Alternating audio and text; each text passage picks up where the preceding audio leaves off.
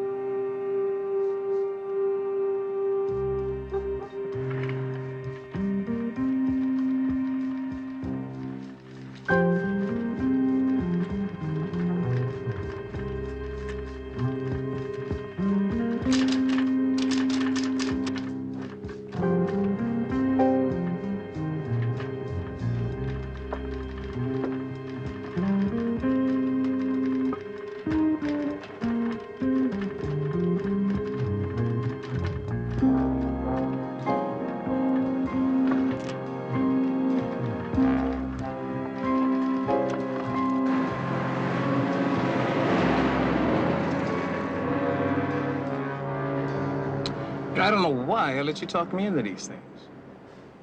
Will you relax? Oh, will you look at the time? I'm telling you, there's nothing to worry about. You know, the last time you said that, we walked into a booby trap in Vietnam. So I made a little mistake. You're the lawyer. Sue me.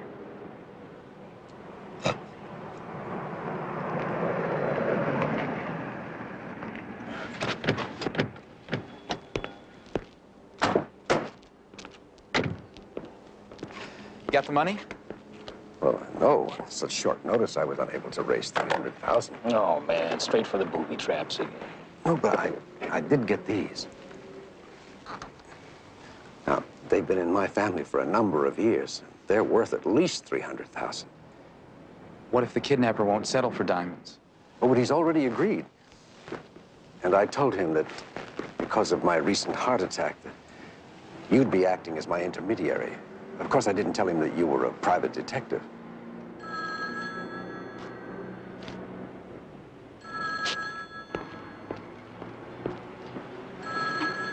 Hello? Take it easy, Mr. Christie. Your wife is going to be all right. I hope so. I don't know what I would do if anything ever happened to Andrea. Right, bye. It looks like he's going to dance us around for a little while. Where? Another phone booth, 3rd and Temple.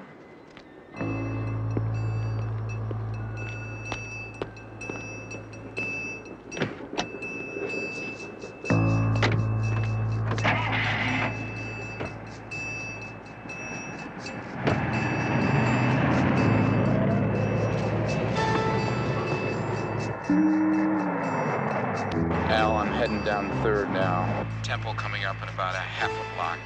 Mr. Street, do you think it's a good idea for him to follow the kidnappers? Suppose he decides not to keep up his end of the bargain. We're not dealing with a Boy Scout, Mr. Christie. There's the phone booth. It's empty. Now, relax. Stan knows what he's doing. Damn. I can't find a parking space.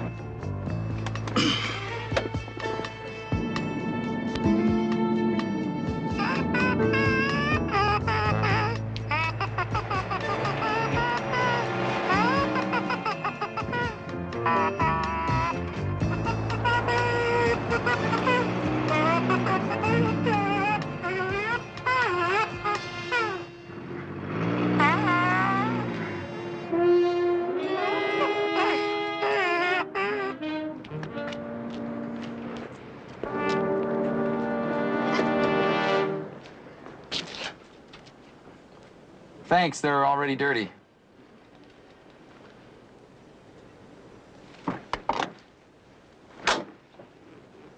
How about $1 to keep an eye on the hubcaps? How about your wallet to keep from getting stuck?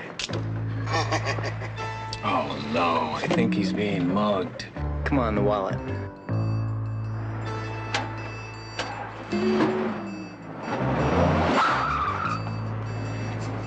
Did it ever occur to you guys that I might be an undercover cop? You turkeys are under arrest. How about the watch? Come on, give me the watch. Hey, what about the briefcase? There's nothing in there but some sales reports and a tuna fish sandwich. Yeah, well, Bo, why don't you take that, too? Let's get out of here.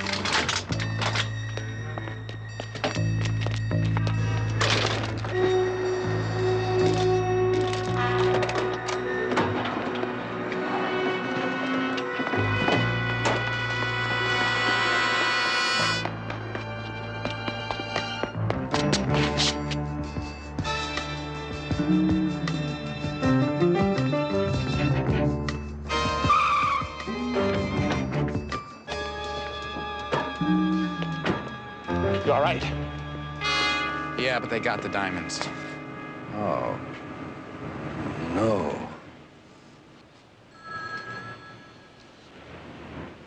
Well, what are you gonna tell him? I don't know. Lots of luck.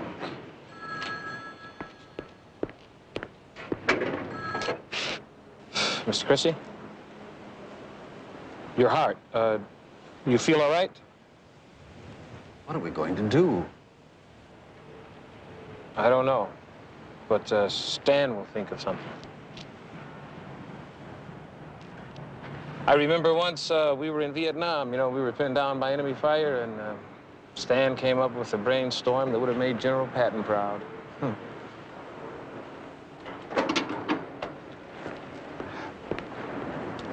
Well, did he buy it? It took a little work, but he's gonna give us another 24 hours. All right, hey, General Patton, Mr. Christie. Only he upped the ante to 500,000. 500? Where does he expect me to get it? Well, why don't you sell some stock or take a real estate loan? Stock? Real estate? You did tell us you were wealthy. I lied. He lied. But what about those diamonds? I stole them from the jewelry store I manage. Oh, well, I'll see you around, Mr. Christie. No, on second thought, you are going to need a lawyer, so why don't you give me a call? Can't walk out now. You're absolutely right, sir. I'm driving. Mr. Street, you could be disbarred for receiving stolen goods. Receiving, sir? I didn't know those diamonds were stolen, Mr. Christie. It's my word against yours. He's got a point, Al.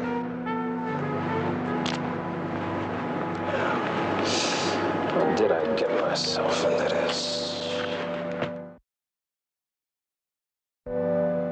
Now, we seldom get a call for diamonds of this size or cut. As soon as I opened the drawer, I realized what had happened. One of the first things we'll need, Mr. Milan, is a list of everyone who had access to the vault. Well, my secretary has all that information. I'll get on it. I'd like to talk to your manager. Well, Mr. Christie's still out to lunch. He called to say he'd be delayed. Mr. Milan, I understand you wanted to see me. You're the security guard? Yes, sir, Dave Harmon. Have you noticed anything unusual going on? Anyone acting suspiciously? No, but I don't come back here much. I spend most of my time up front watching the customers. There's Mr. Christie now. If you need me, Mr. Jones, I'll be in my office calling my partners. Thank you. Mr. Christie? Yes? My name is Barnaby Jones. I was hired by California Meridian Insurance. Oh, yes, they told me out front what happened. I just can't believe it. When's the last time you saw the diamonds? Oh, it's been at least 2 weeks. Do you know if anyone else has been in that particular drawer in the last, since then? No, I don't. Why? Well, it begins to look like an inside job. Oh, I hope you're wrong. I'll get it. Very pretty lady. My wife. Thank you very much, Mr. Christie. Barnaby. That's the names and addresses of all the employees. What's this? Well, that's a log that the secretary made for them of the phone calls I made for the past 2 weeks. Good thinking, Jedediah. What's this number with the circle around it? Oh, that's the secretary's. Good thinking, Jedediah.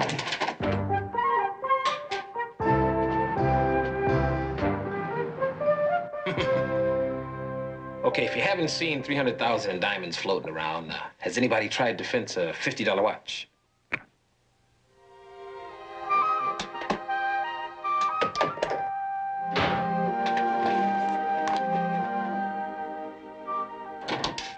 Find out anything? Yeah. I should have my head examined. Stan, what am I doing? Involved with diamonds and kidnappers and fences? Trying to help pay the rent on this office. Well, you have any lead on the muggers? They weren't local, Oh, good. Now we know where they're not from. but I think one was a musician. How do you figure that? I saw him blowing on a mouthpiece. A news vendor saw it, too. I say we should check out jazz clubs. You know, he probably plays in one of them. That's exactly why I came back here to get you. Lead the way. I've never been in a jazz club in my life. You've never been in a jazz club in your life? You? But I thought... I was studying all the time. Where's the phone book?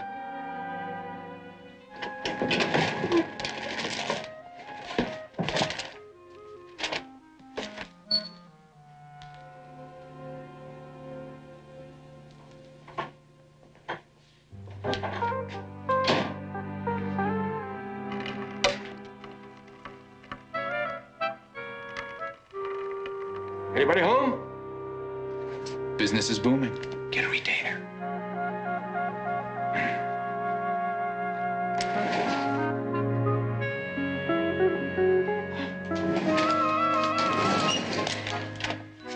Can I help you?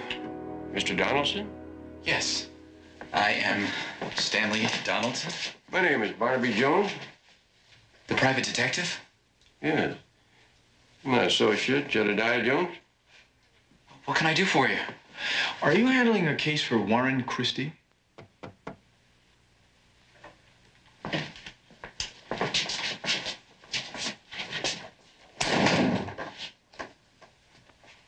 This is my attorney, Al Street. Now, who is this Warren Christie? Well, he's the guy who called you 5 times in the past 2 days. Oh, that Warren Christie. Right. He is a client. Why? Are you aware, Mr. Donaldson, that there are $300,000 worth of diamonds missing from a store of which Mr. Christie is the manager? No kidding. You mean with all this close contact, you didn't discuss this? Well, I really shouldn't betray a client's confidence, but since you are also a private eye, I guess it couldn't hurt. Might even help. Mr. Christie is having marital problems. He's having marital problems. Yes, and he thinks his wife is straying from the nest. So he hired you to birdwatch? Right. And that's all there is to it. Well, Jedediah, looks like that's one more suspect we can scratch off the list. Thank you very much. Anytime. Very interesting arrangement you have here. You two partners? No. We share the office in order to save rent. We're friends, and sometimes we work together. But we're definitely not partners.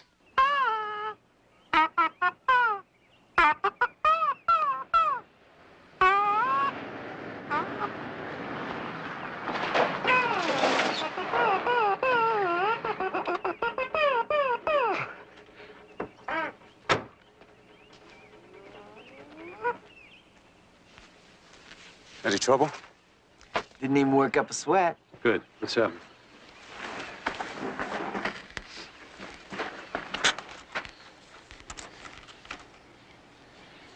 What are you two guys trying to pull?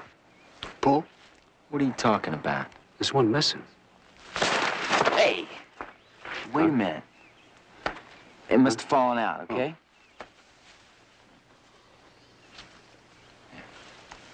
That's better. Where's our money? It's $1,000 apiece. Though you two get lost. You understand?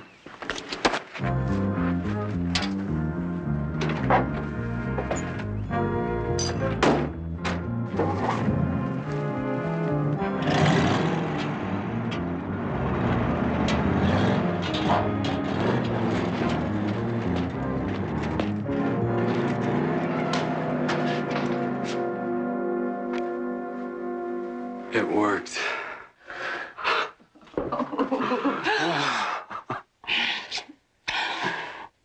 I'm so glad it's over.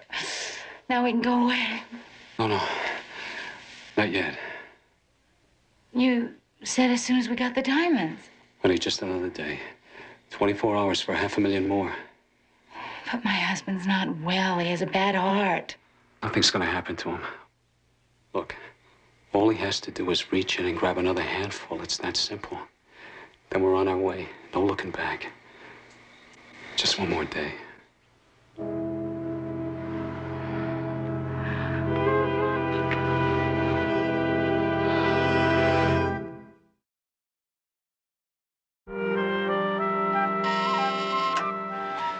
Barnaby, you didn't believe Donaldson's story about Christie either, did you? No, I may be wrong, Jedediah, but to me, he seemed a little too cooperative to be convincing. Mm-hmm. Well, it doesn't seem to be anybody home. Hi. Hi. Excuse me, but you wouldn't know where the Christies are, would you? I think Warren works late tonight. What about Mrs. Christie? Andrea, a funny thing, I haven't seen her for about 3 days. Maybe she's on a trip.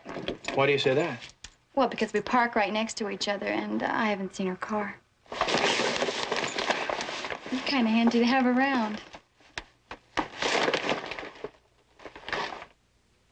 Let's go. Mr. Jones, what are you doing here? We came over to ask a few more questions about the robbery. We would have waited, but your wife isn't home. Well, she's attending a movie. It's funny because one of your neighbors just told us that she hasn't seen her in a couple of days and that her car's gone, too. Well, I'm afraid she's mistaken. Mr. Christie, we know you've been talking to a private investigator about your wife. We know you have marital problems. You want to tell us about them? Well, very well. Yes, we've had some marital problems, but they're all straightened out now. Well, where is she? Well, she's visiting a cousin in Seattle. When did she leave? The day before yesterday, she flew up. What's her cousin's name? Oh, now, just a minute. What has my wife's cousin got to do with your investigating a theft? You have a point. Maybe we were a little pushy. Thank you, Mr. Christie.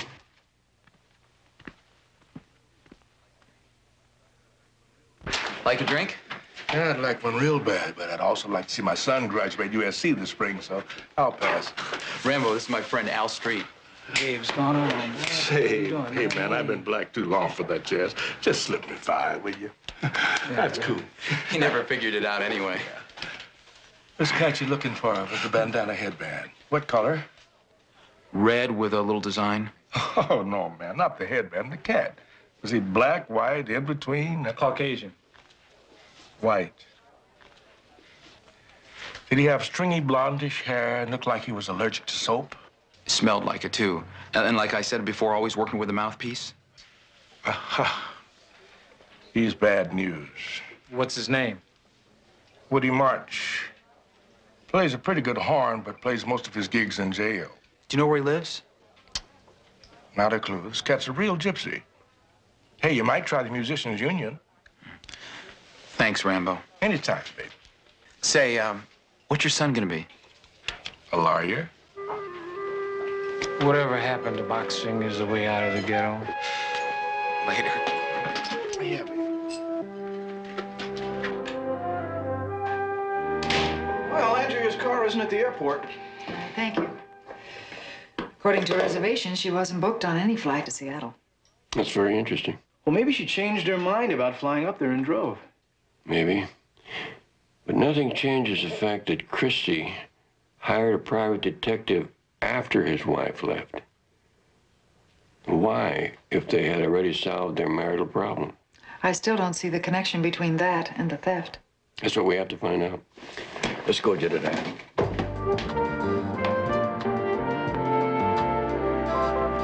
Hey, you sure this is where the musician union said that Woody picks up his messages? Huh?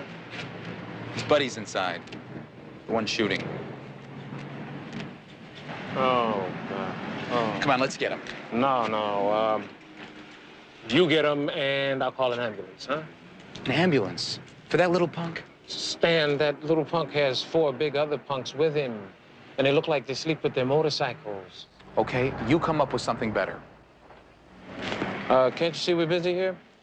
Okay, look, he doesn't know me. Huh? You wait here, and I'll go inside and see what I can do, huh? Huh? Good idea. I haven't had lunch yet. Yeah? Oh. How are you? Apple. Good. Banana.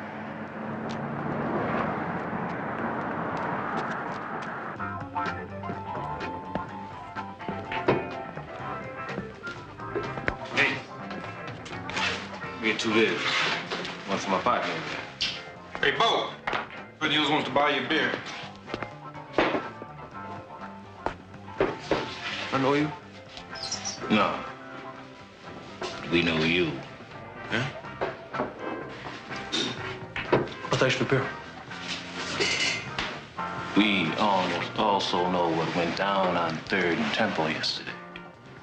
What you talking about? I'm talking about rocks, diamonds.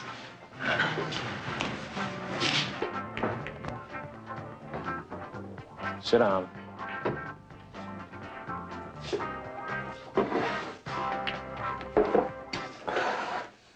Where are you? The organization. What organization?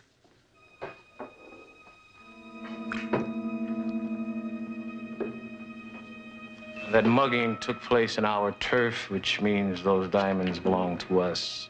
I swear I still don't know what you're talking about. All right, so much for negotiating. Now time to enforce. No, wait. All right, so we took this dude, but we were working for somebody, man. He's got the rocks. Who? He said his name was Jack. That's it. We met at the Fancy Fox. Where can we find this Jack? Hey, Bo! Oh, Bo.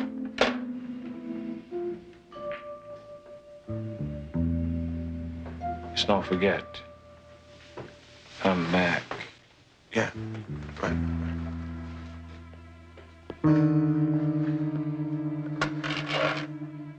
Yeah? Do you know who you're talking to? Yeah, what do you mean? This guy's from the organization. He's with the dude we ripped off yesterday. I just saw them together outside. Oh, yeah?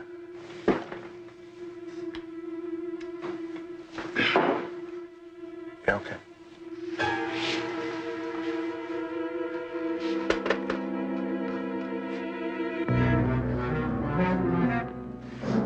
It's just somebody about a job. No, you were gonna tell me where we can find this Jack. Yeah, right. Well, I never got his address, man. But I remember how to get there. Come on, my car's out back. I'll take you to him.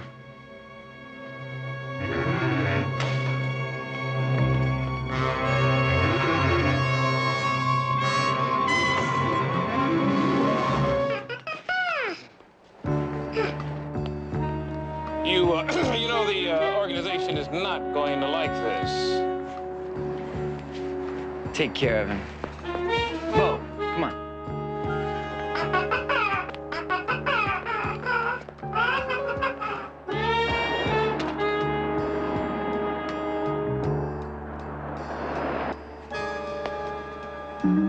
Gentlemen, I think maybe we could reach a compromise. My name is Alex Reed. I'm an attorney at law. I have an office downtown. If you come, no!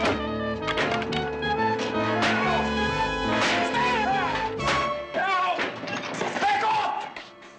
Damn it, I'll pop the next guy who moves. No, don't pull that gun, Stan. Don't you kill another guy. Come on, man. You know if you pull that gun and start shooting up the place, the cop will be looking for us in this state, too. Don't do it. Don't do it, Stan.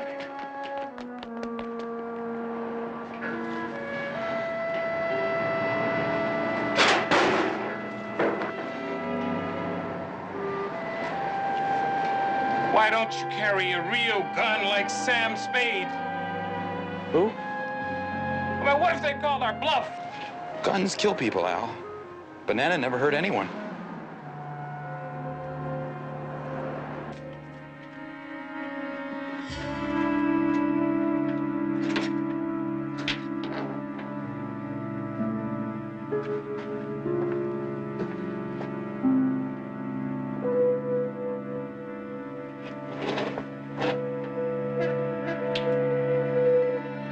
Why, Mr. Christie? You don't understand. I understand you're a thief. No. No, my wife, they've kidnapped her. They're threatening to kill her. What else could I do?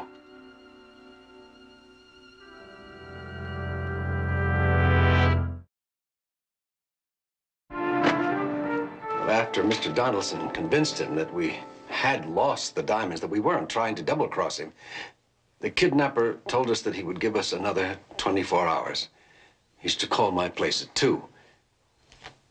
And that's the whole story. Well, now I say we call in the police. That won't get your diamonds back. And what's more important, it might cause Mrs. Christie's death. Then what do you suggest? I suggest that we go along with the kidnapper's new demands. Only this time, Jedediah and I will see where they lead us. Yeah, but the only thing is, we don't have any more diamonds to make the payoff. Oh, excuse me, Mr. Milan. Now, what is it, Dave? I just want to tell you I'll be leaving. That doctor's appointment I have this afternoon. Who's taking your place? Ben Tyler. Oh, is there anything new on the theft? No, I'm afraid not. I see. Well, I'm sorry to hear that. Well, I guess about time we start standing by for the phone call. You ready, Mr. Christie?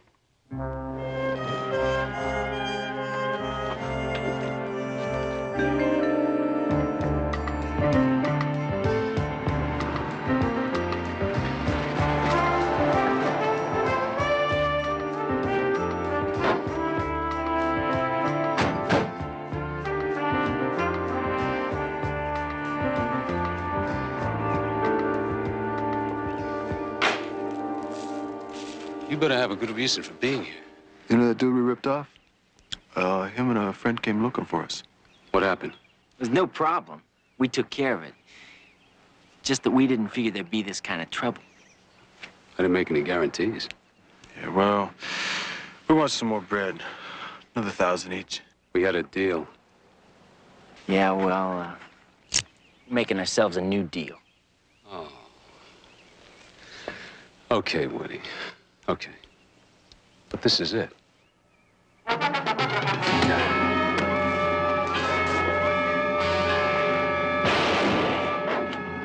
on, Bo!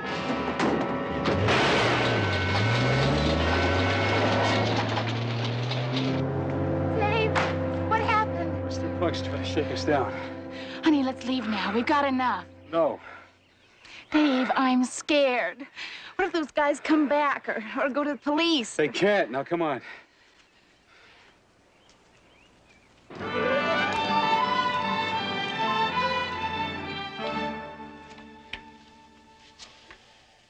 I know it's difficult, Mr. Christie, but wearing the rug out isn't going to make the phone ring any sooner. That must be Donaldson Street. Let him in. I'll be in there.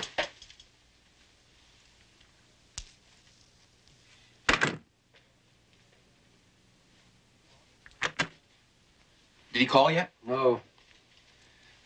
What about the diamonds? We're close. But we did find out something very interesting. That mugging was not a mugging. What do you mean? Those muggers were hired by someone who knew I'd be carrying those diamonds. Who else knew that, Mr. Christie? Just myself. And, of course, the kidnapper. And the two of you. Mr. Jones, what are you doing here? He knows. Everything? Everything. Hey, wait a minute. You don't think we ripped off those diamonds? Maybe, maybe not. The important thing right now is what happens to Mrs. Christie. That's the reason Jedediah and I are taking over the case. Over our dead bodies, you are. Our dead bodies? Mr. Donaldson, I really think it's for the best. I agree with you, Mr. Christie. Stan, let him have the case. Al, he thinks we took the diamonds. If anything goes wrong, our neck's in the ringer. Since when do we have the same neck? There's no time to argue. We'll make a deal with you. You make the drop, we'll tail the kidnappers. I liked it better when you wanted the whole case. Okay, Mr. Jones, you've got a deal.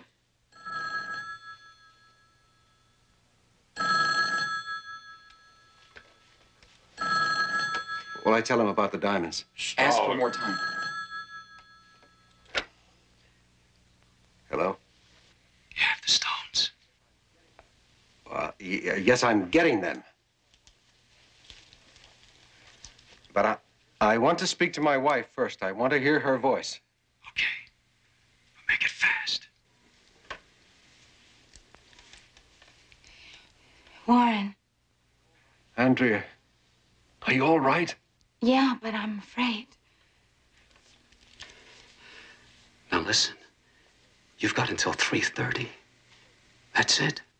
3:30. Have your man waiting at the phone booth on Stone Road in Topanga. And he better have the package.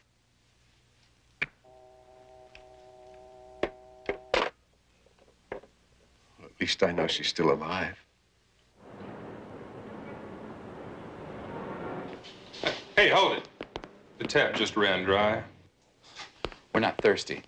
All we want is a little information. Well, then why don't you go down to the library? It is right down the street. They didn't have Woody March's address. The librarian said you did? Woody March. Now, why didn't you just say so in the first place? Don't go away. Get right here. Granny!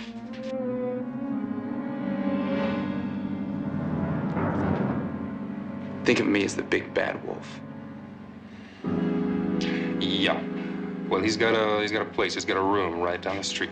It's 219 South Dwyer. Woody, it hurts, Woody. It feels like I'm all burning up inside. Just hang in there, Bo. I'm gonna go get a doctor. Just hold on. Okay, Woody.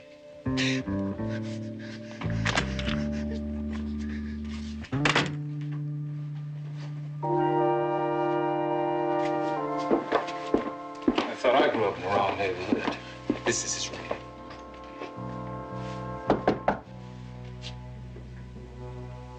Maybe he's not home. Move over.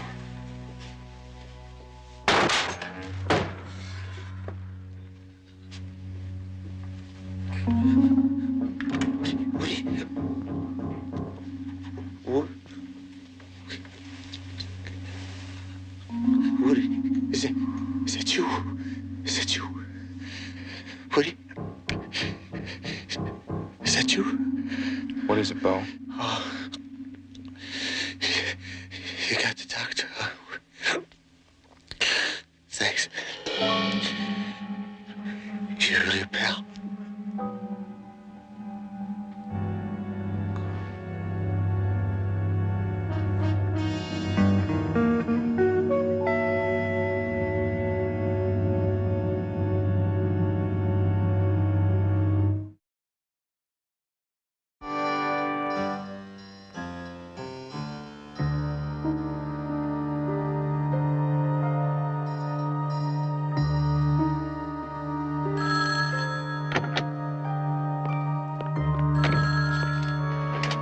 Yes.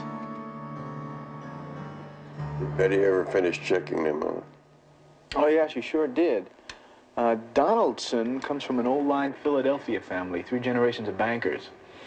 After Vietnam, he came out here to go to school, and then he supported himself by working in a security agency, and then opened an office of his own. What about Street? Well, now he made it the hard way. Pumped gas, and he washed dishes, and still graduated at the top of his class in law school.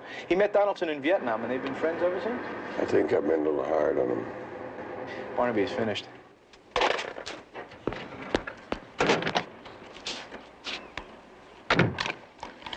Do you read me, Mr. Jones? Loud and clear. Do you know the San Remo Bridge? About a quarter-mile north of here. I'm to throw the package over the side at the 7th arch and keep on driving. You wait here till I call you, then take off. Right. There's a dirt road just before we get to the bridge. We'll get off on that. I'll be right behind you.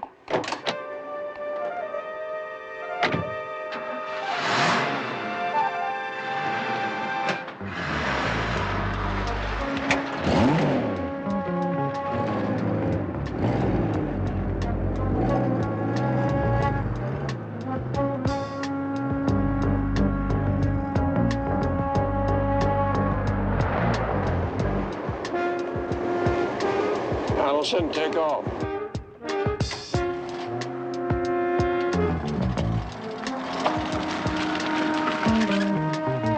Jedediah, the road's about 100 yards ahead. You turn right, I'll turn left. Got it, Barnaby.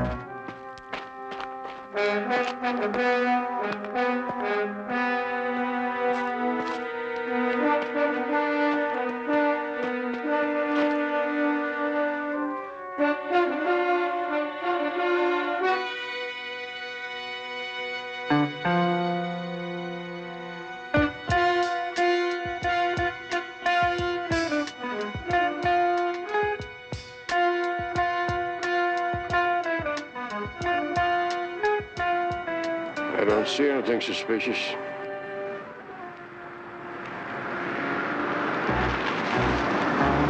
I'm approaching the bridge now.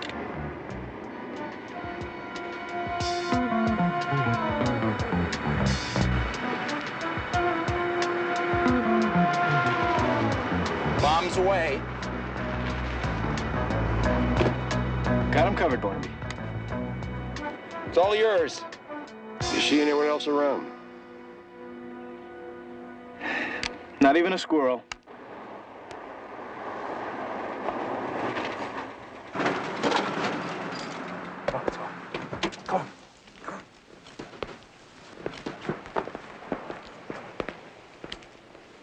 What took you so long? He just showed up with the doctor.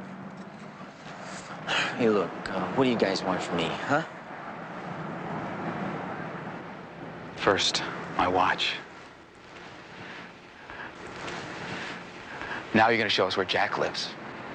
You know, I'd really love to, but I don't know where he lives. Al, he says he doesn't know where Jack lives. Do you believe him? Look at his eyes. No, I don't believe him. My friend doesn't believe you, and he's a lawyer. You know something? I don't believe you either, and I'm just plain mean. Let's go. Get in.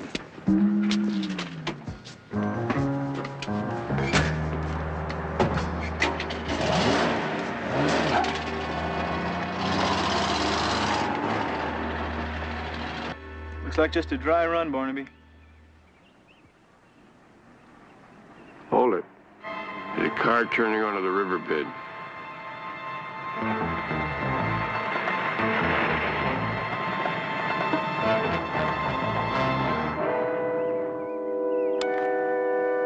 Barnaby, that's David Harmon.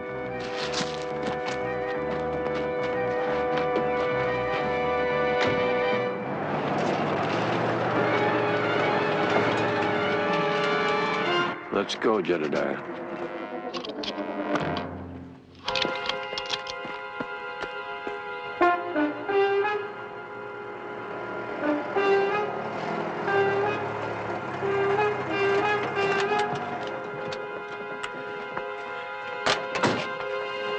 Where's the cabin?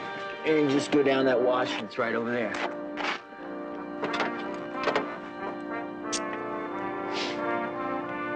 Remember?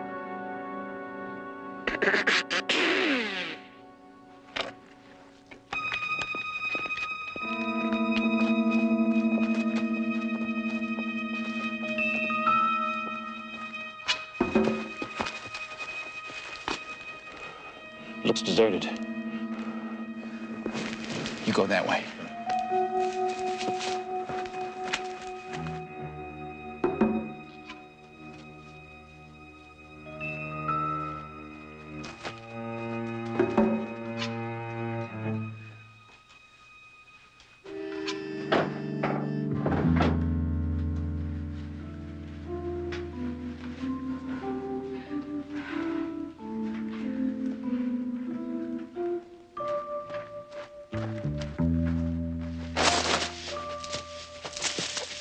It's only me.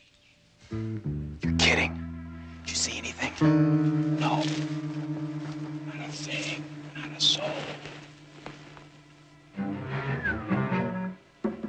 must still be out picking up the diamonds. Yeah. Come on.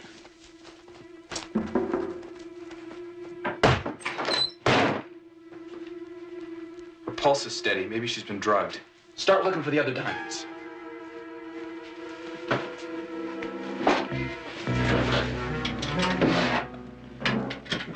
What?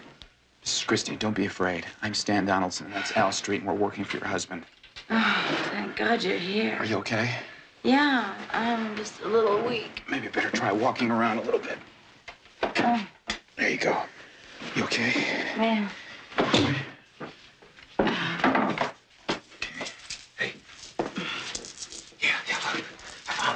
I found them! We're off the hook, pal. Don't make any sudden moves. Get the diamonds, baby. Baby? Did you hear that, Al? Yeah, I heard. I heard. Mrs. Christie, how could you do this to that nice little husband of yours? Let's put him up.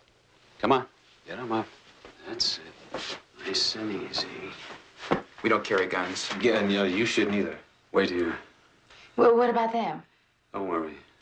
It won't ever be found. Let's go. Move!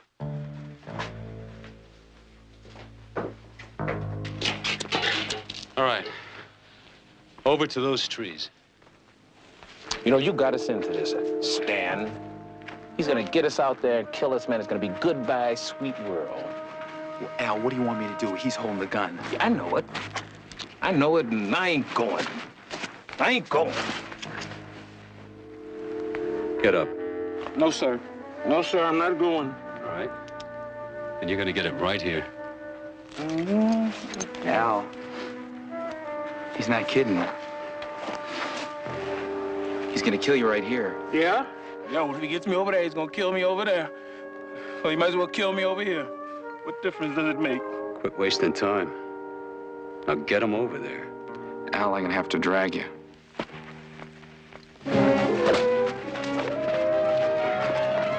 That's it, Harmon. At this distance, I never miss.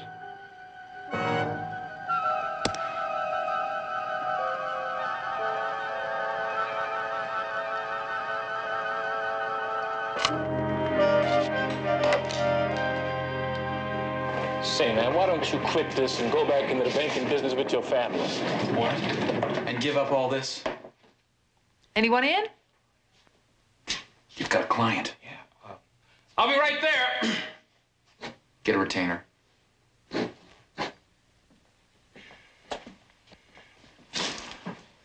I'm going to be in court most of next week, but I'll see if I can spare some time. Oh, hey, Mr. Jones. Mr. Street, this is my daughter-in-law, Betty Jones, Alexander Street. Hello.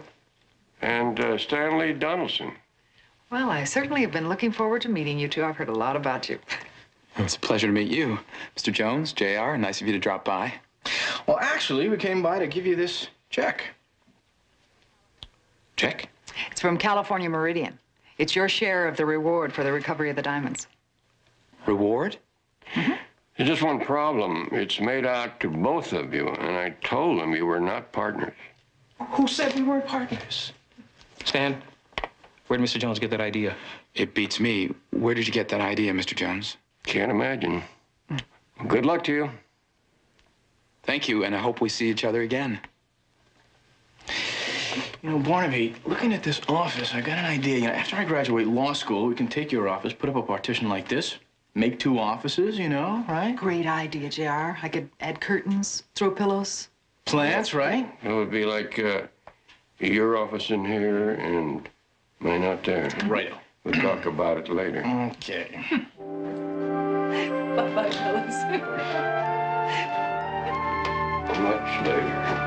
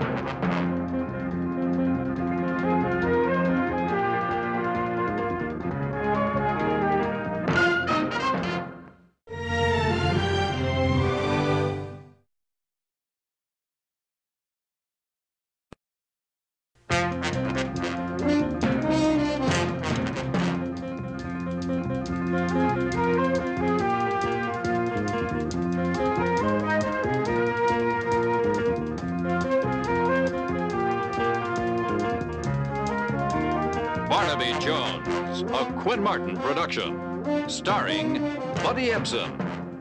Also starring Lee Merriweather, Mark Shera, with guest star Rebecca Balding, with special guest star Christopher Stone. Tonight's episode, Prime Target.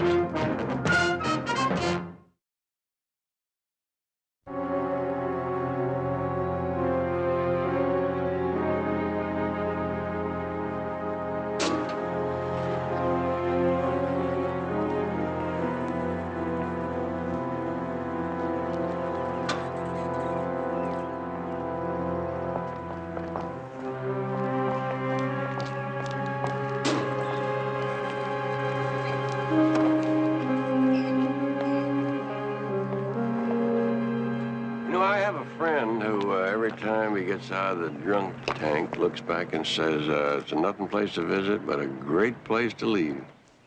That's all right, Maggie. It wasn't funny when he said it either. I know you. Barnaby Jones, don't you remember? Oh, yeah. The investigator from that insurance company. You're a real persistent man. Even though you didn't answer my letters or grant me permission to visit you, there are no hard feelings. I thought I'd welcome you out and offer you a ride back to town. Thanks, but a friend's picking me up. Yes, Jane Marshall from the Farrell Advertising Agency. I have a slight acquaintance with your parole officer. Get off my back, mister. I served my time almost a whole year out of my life. Now, Maggie, I watched you at the trial, and underneath you seem like a fairly decent girl. I'd hate for you to wind up back in there. Yeah, well, don't worry. I have no intention of breaking parole. You know I'm talking about what happened before you were arrested on that hit-and-run charge. I didn't see or answer you because I'm sick of saying it. I didn't have anything to do with robbing that check cashing place. And I don't know anything about that $400,000 those guys took. Satisfied? And yet, the car that you drove at the time of the accident matches a car that was driven during the holdup. My car looked like the one that witness identified.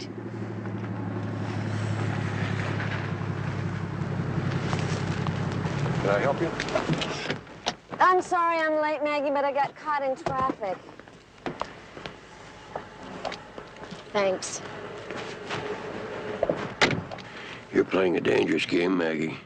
I'm not the only one who thinks you know more about the missing money than you're telling. Anytime you want to come in out of the cold, give me a call. Sure. I wouldn't lose too much time waiting by the phone if I were you.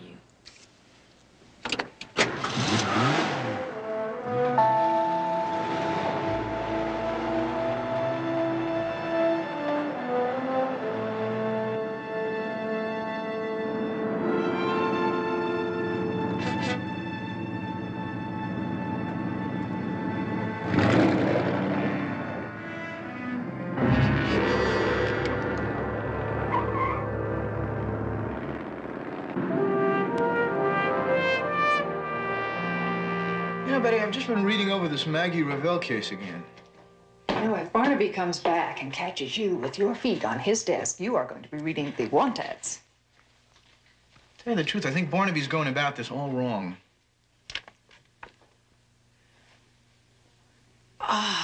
Well, that's very interesting. I'm sure that Barnaby would really like to hear how you'd handle the case, J.R.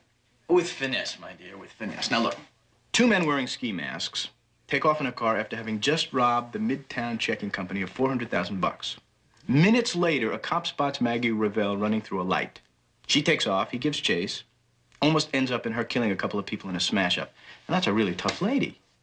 Or a pretty dumb one. The police officer didn't know that the car was involved in a holdup, or that she was apparently trying to find a place to get rid of it. And she denies that her car was the holdup car. She says it was a look-alike, which is a bald-faced lie.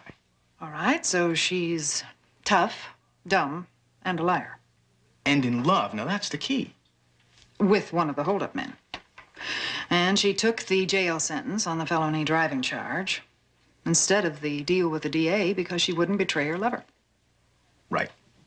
Well, J.R., you still haven't come up with anything that Barnaby hasn't suspected already. Aha, we return to my premise. Now, Barnaby's leaning on Maggie isn't going to get her to talk. Oh, I gather from that you have a better idea. Oh, that's right, you did say finesse, didn't you? Right. Now, we know that Maggie is rooming with her friend Jane Marshall. Now, you see, if I was Barnaby, I'd get an apartment nearby, you know, kind of get close to her without her knowing who I am. Hoping sooner or later she'd lead you to the boyfriend. That is very good, J.R. I mean, that's fantastic. What do you think, Barnaby? Hi, boss. I think that idea of yours of getting an apartment near Maggie's is a good one. You see? See, the trouble is, Barnaby, she knows what you look like, though. Oh, that's true. That's why Barnaby had me call Mr. Porter earlier this morning. Who is Mr. Porter? He's the manager of the apartment building where Maggie's staying. He's going to be expecting a Mr. J.R. Brown to come by later on this afternoon to look at an apartment. Oh, no, listen, I really can't, Barnaby. I just finished a whole battery of law school exams, you know. A couple of days in one of those swinging singles places is just what you need. Well, to tell you the truth, I also have an afternoon tennis date with the dean's daughter, so it's... I'm sure you'll be able to finesse your way out of that, Jedediah. And here's the address, J.R.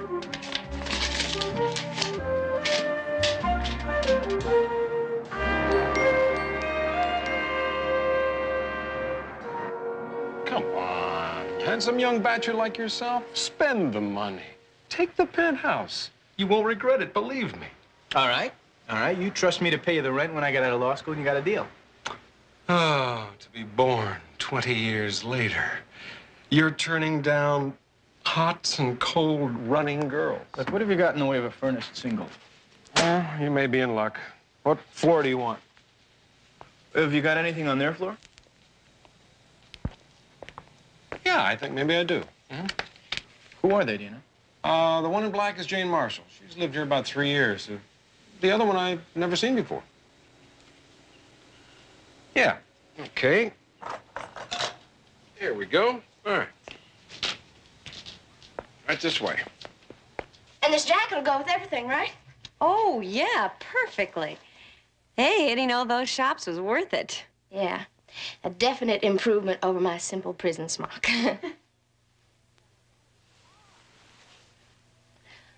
Oh, you got my sanity project. Oh, I'm sorry. I really wasn't looking through your things. No, that's okay. That Tiger and I are very close. I'd work on him when things got really bad. I think I'd have gone crazy if I'd finished him before I'd got out. Do you want to talk about it? After you come back from New York, okay? Okay. I just wish I didn't have to go so soon, though. I mean, we could have some fun together. Yeah. It's probably a good idea for me to be by myself for a while, so I can get used to it.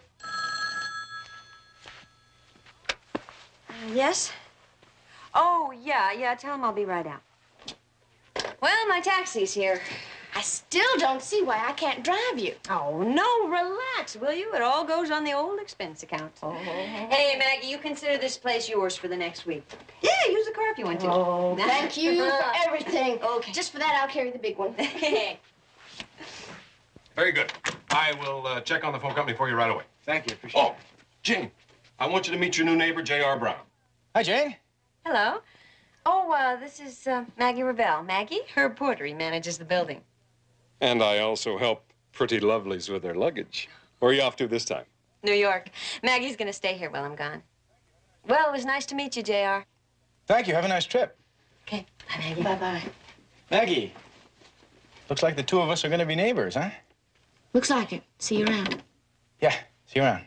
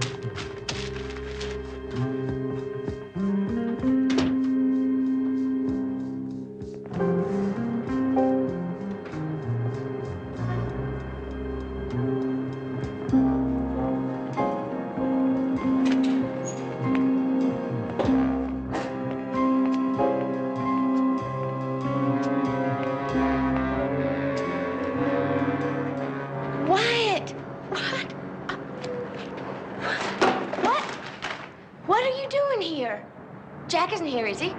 Did he send you? Come on, Maggie, get off it. You know why I'm here.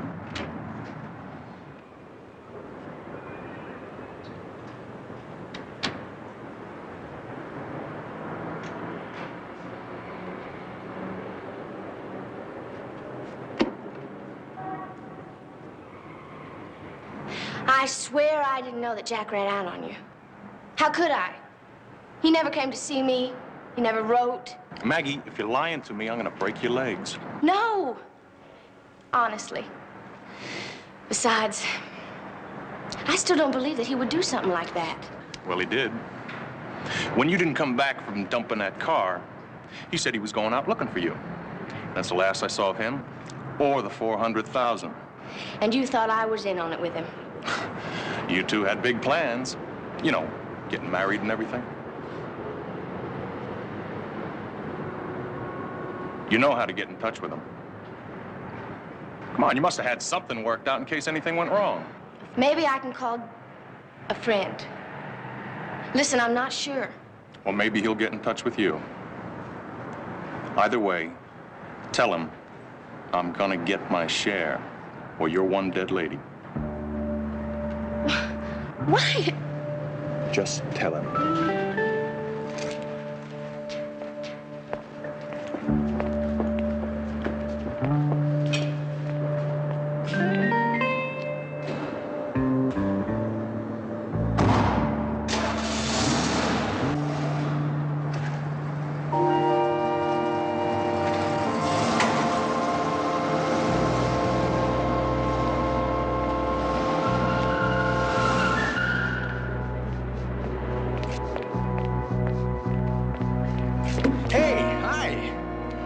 When you said see you around, I had no idea it would be this soon. What do you want?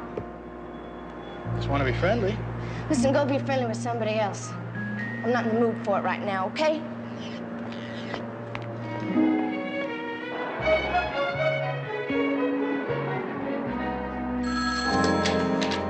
Barnaby Jones, Investigations. May I help you? Benny, it's J.R. Is Barnaby there? Hold on, J.R. Barnaby.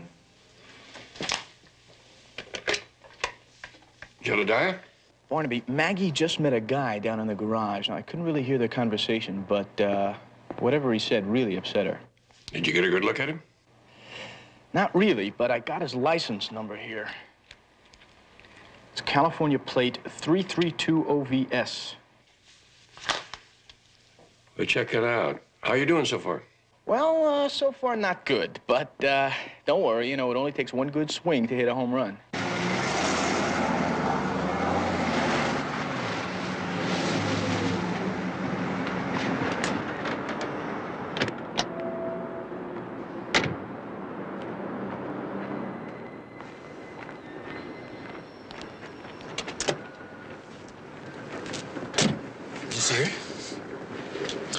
She claims she doesn't even know that Jack split on me. Well, maybe she's telling the truth. What do you know? You weren't even around then. Okay, so now what? Jack was really hung up on her. So he'll be coming here to see her. Or he's gonna tell her how to get to him. All we have to do is stay real close to her. Meaning me? She doesn't know you. Neither does Jack. Look, buddy, you want a piece of that loot? You're gonna have to work for it. All right.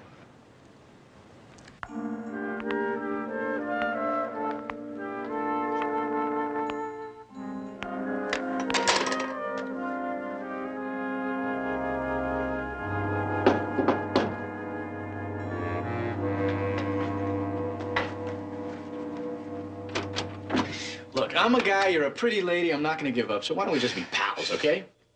Look, JR, I don't want to... I know it's a little uncomfortable moving into a new building, but that's all right. You know, it just gives us something in common. Now, I don't know about you, but I just finished a horrendous law school exam, and I like to relax a little bit. So what do you say you and me do it together? You know, I mean, all this tap dancing, what is that? Just relax, kick back, go for a swim. What do you say? Give me your answer, yes or yes? Yes. Give me a minute to change. You live over there? Over there. I'll knock on your door. You're on the clock. Okay.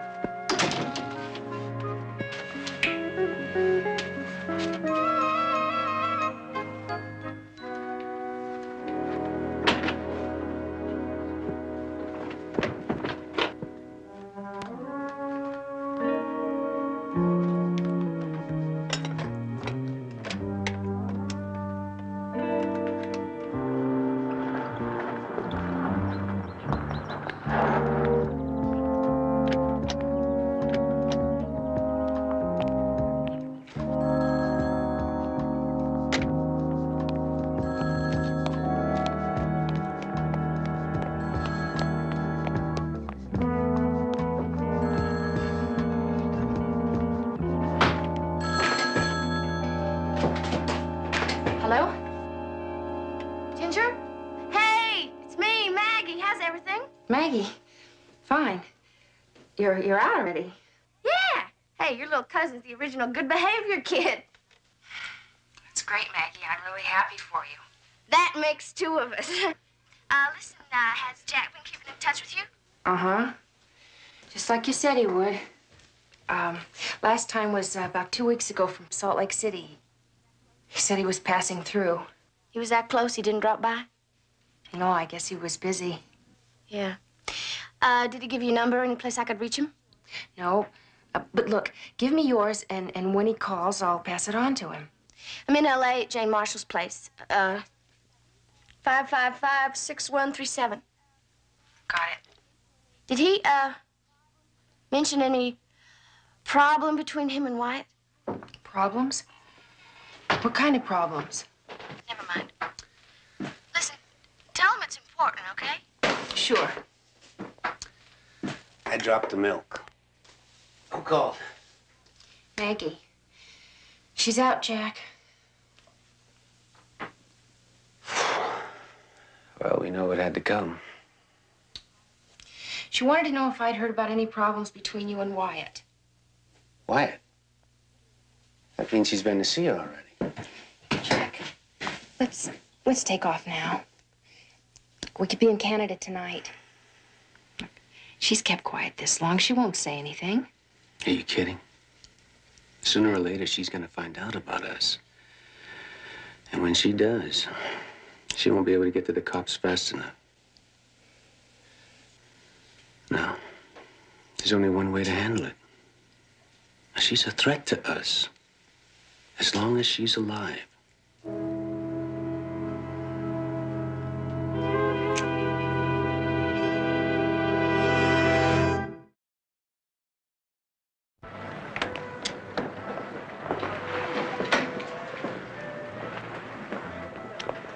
Well, this is the pool area.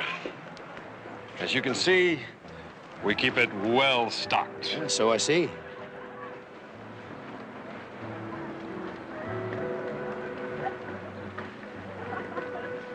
Oh, that's a new one. Name's Maggie. Come on, I'll introduce you. Oh, no, thank you. I'd rather do it my own way. Ah, Real artist, huh? Well, you've got your key, you have your parking space, and you already have your eye on one of our girls. I would say that you have moved in. Enjoy.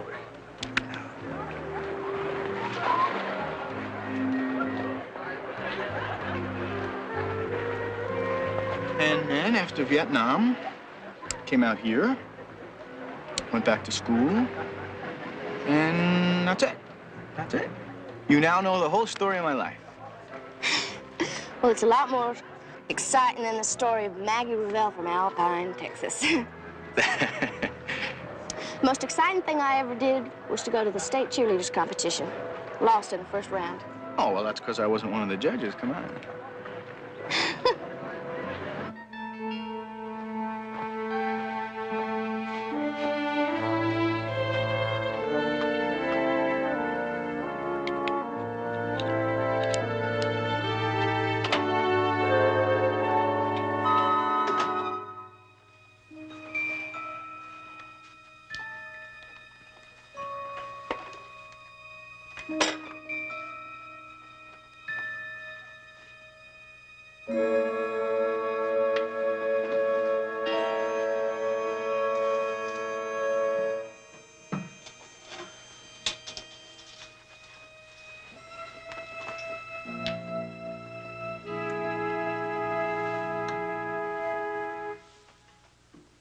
Was that it?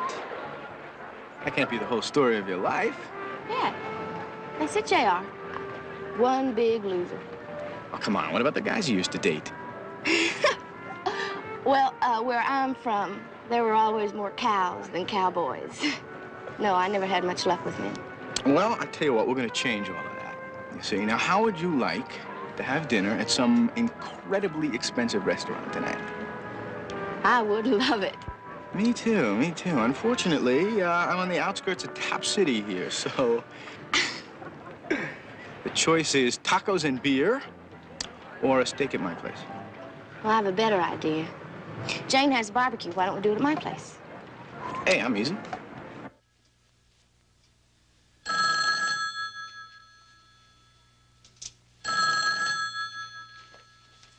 Is that mine? Can you tell? I'm gonna go check.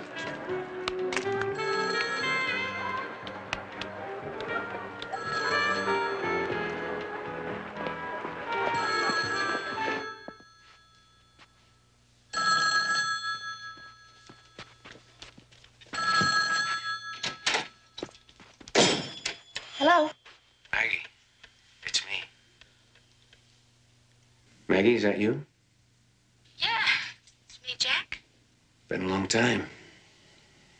I missed you, honey. You all right?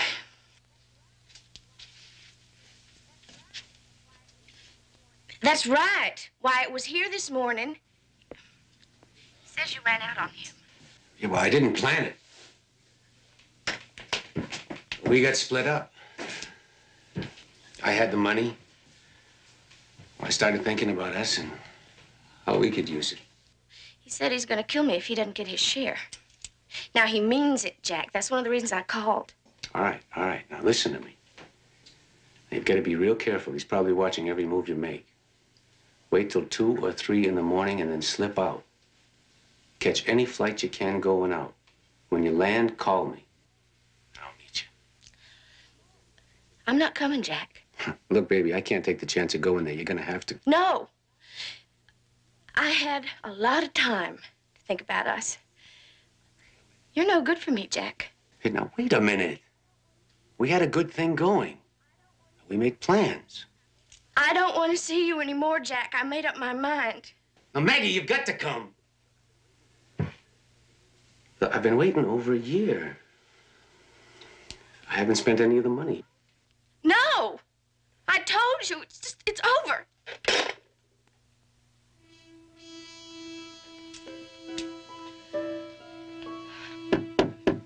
Maggie?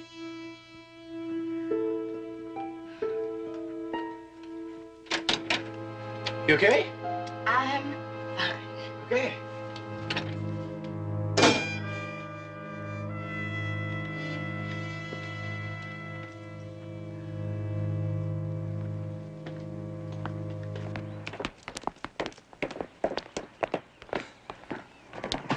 Jack, she's family. Now, there's got to be another way.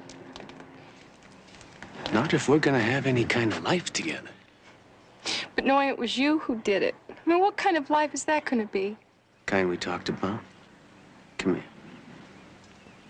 Come here.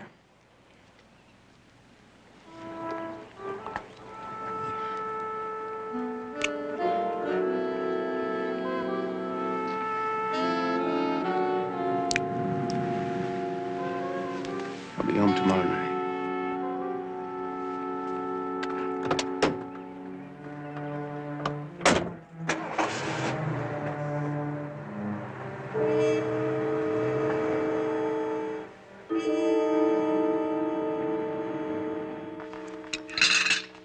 You know something? You're a good cook. Sure, if you can handle a steady diet of baked potatoes and steak. Oh, no, wait, don't touch those. I'll do the dishes. John? Yeah. Maggie, tell me the truth. How come none of those cowboys were ever able to put their band on you? Just lucky, I guess. Or unlucky, depending on which way you look at it. You mean that you were never serious? Not even once? There was one guy. I loved him. I loved him a lot. But we just weren't good for each other. Anyway, that's all over now. Matt, can I use your phone? Mine hasn't been installed yet. Sure, it's over there. Thanks.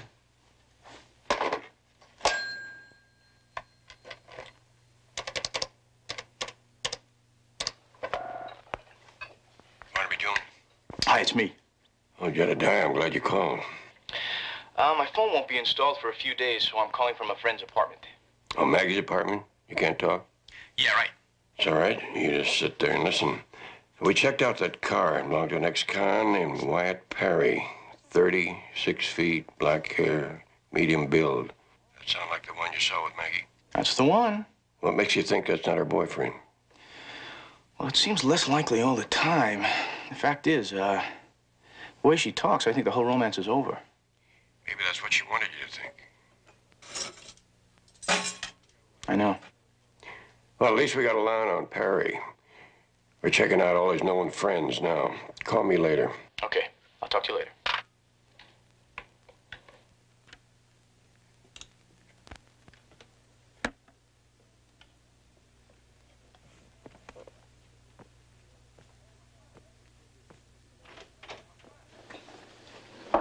Oh, come on, enough with the dishes. Leave them for later. Okay. Let's go see what kind of records Jane has. Okay.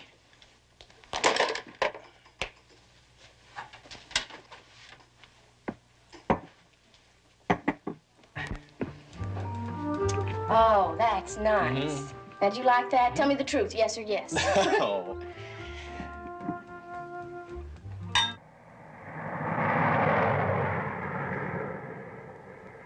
That's all he said? Then he said something about it being all over. That's got to be about Maggie and Jack. It fits with what I heard her tell Jack this afternoon. And you had no idea who this J.R. Brown was talking to? No, he was very careful. He didn't use any names. Okay. We'll find out who this guy is, understand?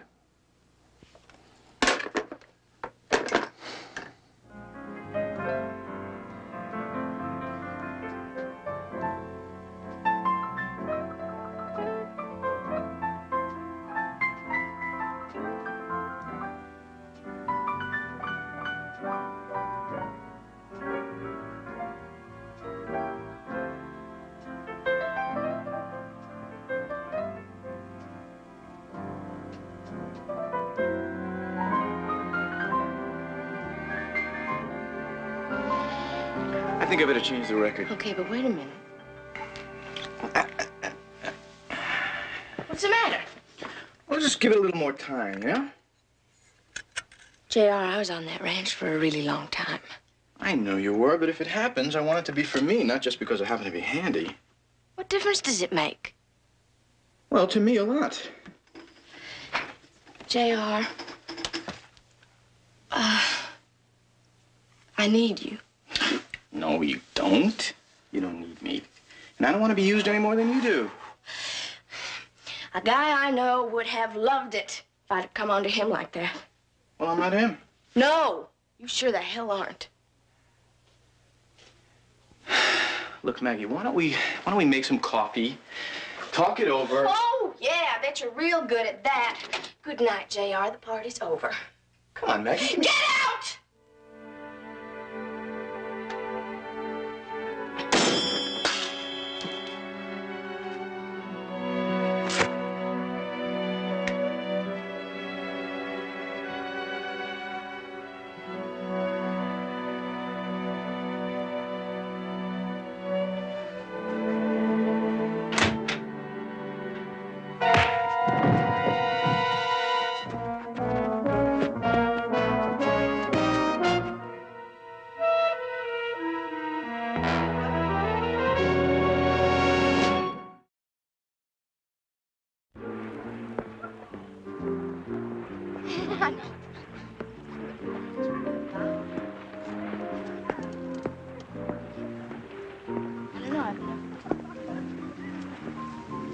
Hi, Maggie.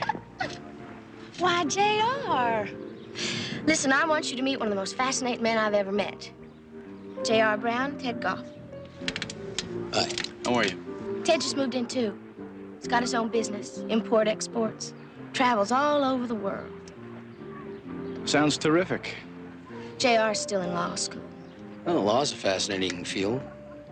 If you can hack all of those books. Yeah, you do have to be able to read.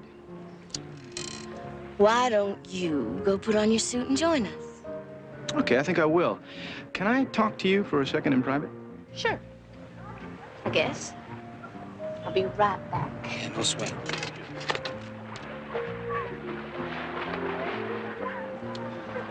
Maggie, who is that guy? I told you. His name's Ted. He used to play for the Bears. Really? Which zoo? Oh, that's cute. Look, you don't have to do a whole number just to get back at me for what happened last night. Excuse me, I think that's my phone.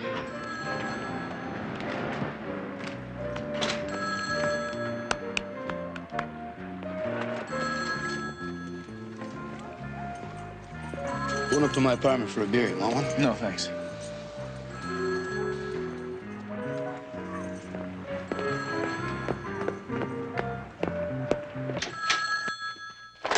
Hello?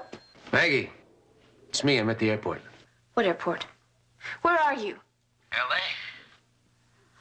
Are you crazy? Just a second. Ted went for some beer. Do you want some? Oh, no, thanks. I'll be right out.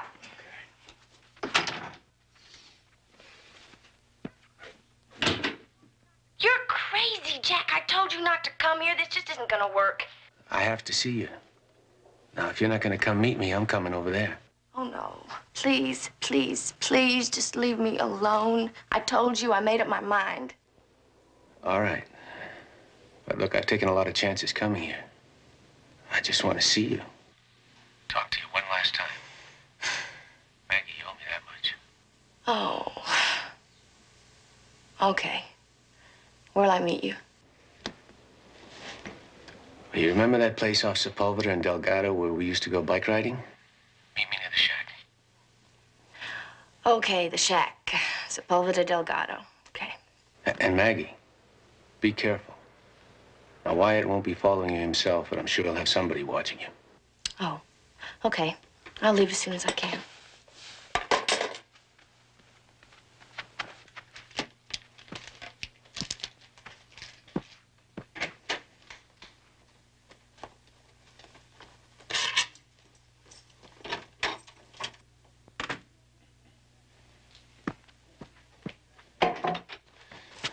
Maggie. What do you want now, JR? Look, I'd really like to explain about last night. Do you have to go someplace or can we talk? JR, I'm the one who should be explaining. I'm sorry, I didn't mean to come on so strong. Forgiven? Listen, if you don't think it's too aggressive, why don't we go down to the beach and get some dinner? Well, I was just about to suggest the same thing. Good. I want to go change clothes. Okay. I'll be here.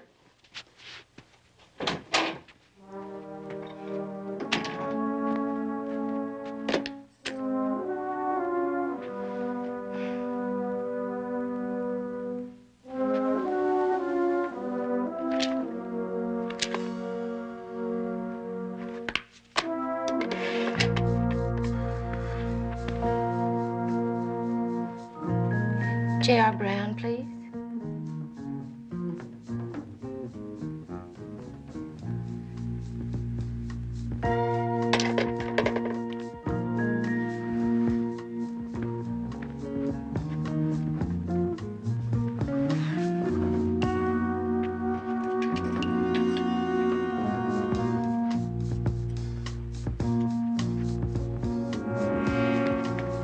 Oh, J.R., got a call.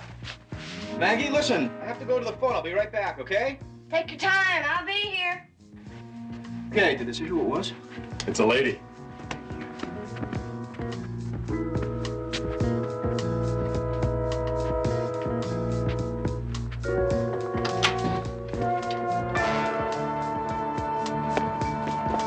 Thank you. Hello? Hello?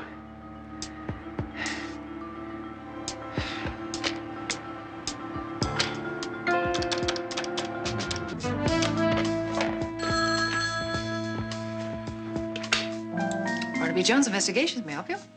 Betty, JR, what's up? What do you mean, what's up? Didn't you just call me? No, why? I think I've just been had. Let me call you back.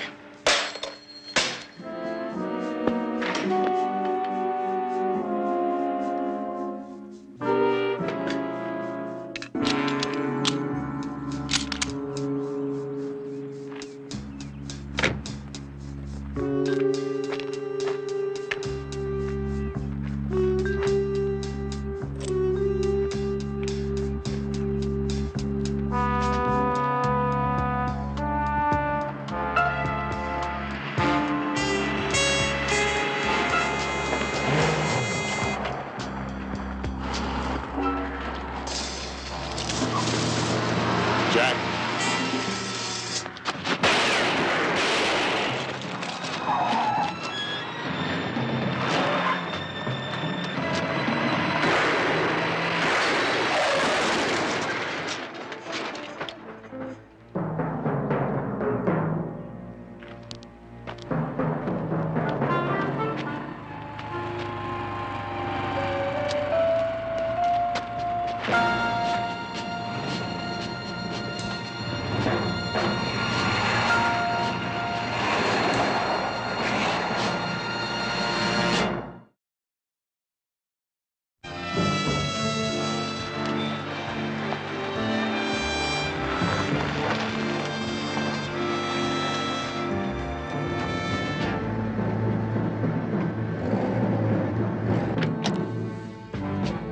Hey, Barnaby.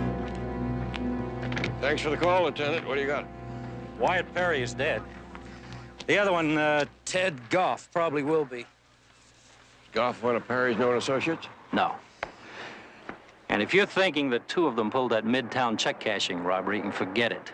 Goff was taking an extended vacation at the taxpayer's expense. Could they have done this to each other? Not likely. We got a dirt biker here who said he saw a car speeding away from the scene. Could have been Perry's partner. We're gonna have trouble finding him now. Perry was our best lead. I don't know, Lieutenant. Still one person who could identify him. Maggie Revelle.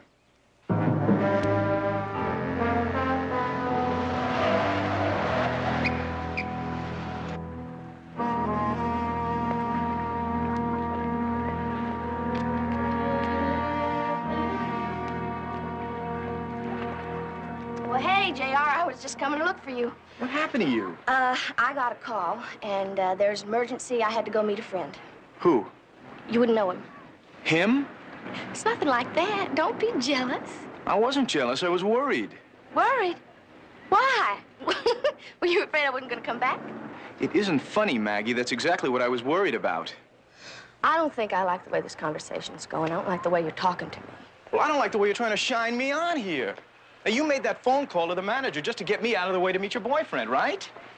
Did you tell him where he could find the money? You're working for Wyatt. You just tried to get close to me so I would lead you to Jack. Just keep your voice down. Jack is his first name? Who are you? Sit down.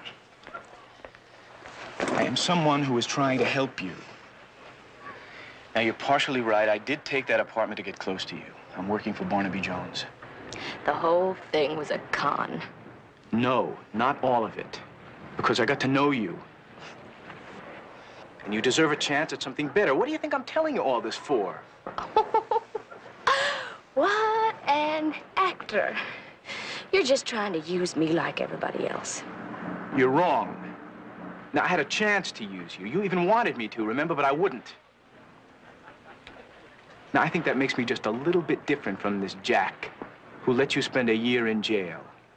Maggie, believe it or not, Barnaby is trying to help you. Now, just tell us who Jack is, and we'll find him. I can't. You're still hung up on this guy, aren't you? I don't know. I don't know about anything anymore. Maggie, I'm on your side. Why don't you just leave me alone for a while?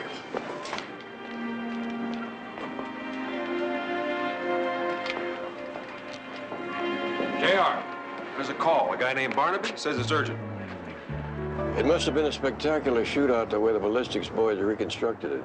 I wonder if she saw it happen. Was she upset when she came back? Yes, she was. I think it was falling out over money. If he didn't have it before, I think that Maggie's boyfriend has it now. Jack is his first name. She let that much slip. Since this Jack has eliminated Perry, I think now he may try for Maggie. You know, Barnaby, Maggie is really down on this guy. I don't think she'd go with him. Jedediah, you ever hear of a woman changing her mind? Yeah, I guess you're right. I hope you're wrong. Don't let her out of your sight. I'm on my way over there.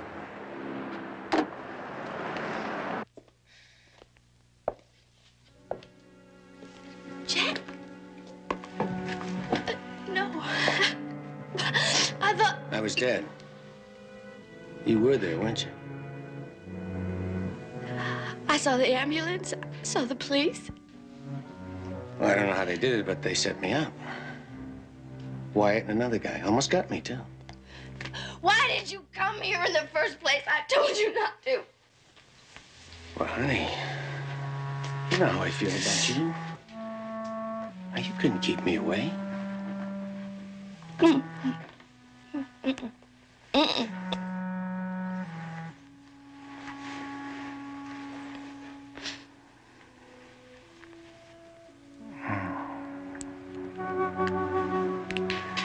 Feels good.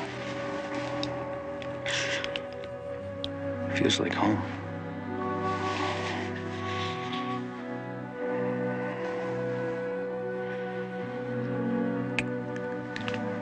I want you to come with me now.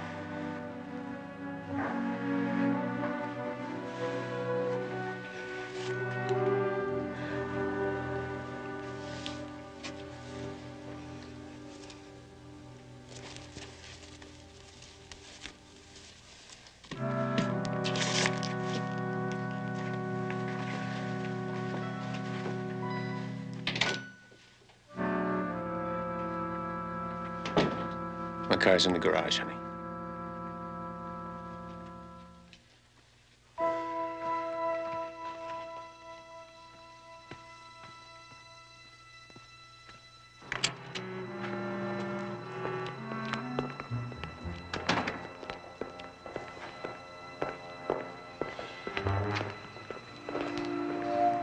I'm not going. What's the matter? I don't understand. Don't you love me? Yes. You know this isn't gonna work. Being with you only means trouble. No. Now, wait a minute. Oh, whoa. Yes. That's your answer to everything, isn't it? You can't talk somebody into doing something, you force them. I'm sorry. I didn't mean it. I won't do it again. You're damn right. You know what I found out? I found out that there's another kind of man. Somebody who's gentle, but he can still be a man. Get in the car. I'd never turn you in, don't you know that? I would never do anything to hurt you. Things have changed. What things? Ginger and I, You and Ginger? it just happened. Get in the car. You're gonna have to kill me right here. It's okay with me.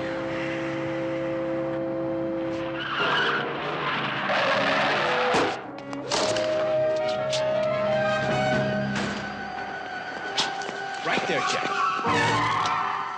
Are you okay?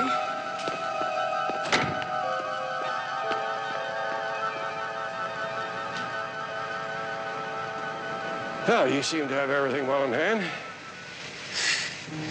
I guess I do at that, Barnaby.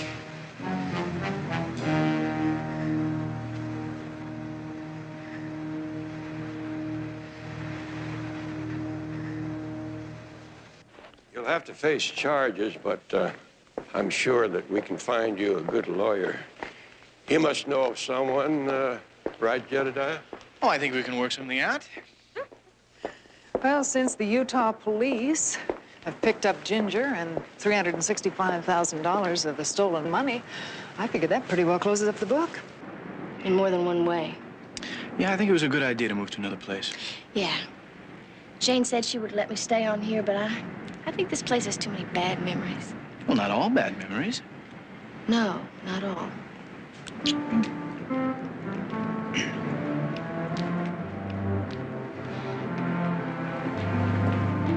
JR, you remember what you said about just letting it all happen? Yeah, I think it just happened.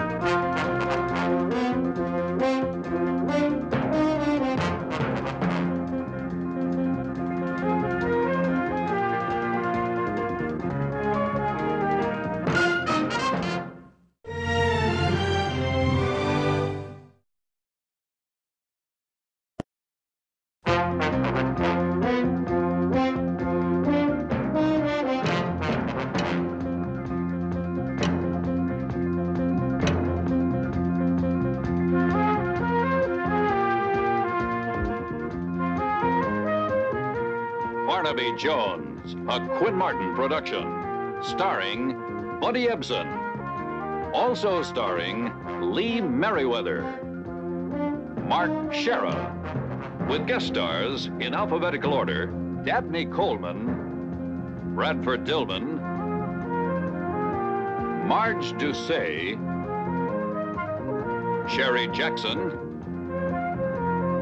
Susan Sullivan, Robert Weber. Tonight's episode, Final Judgment.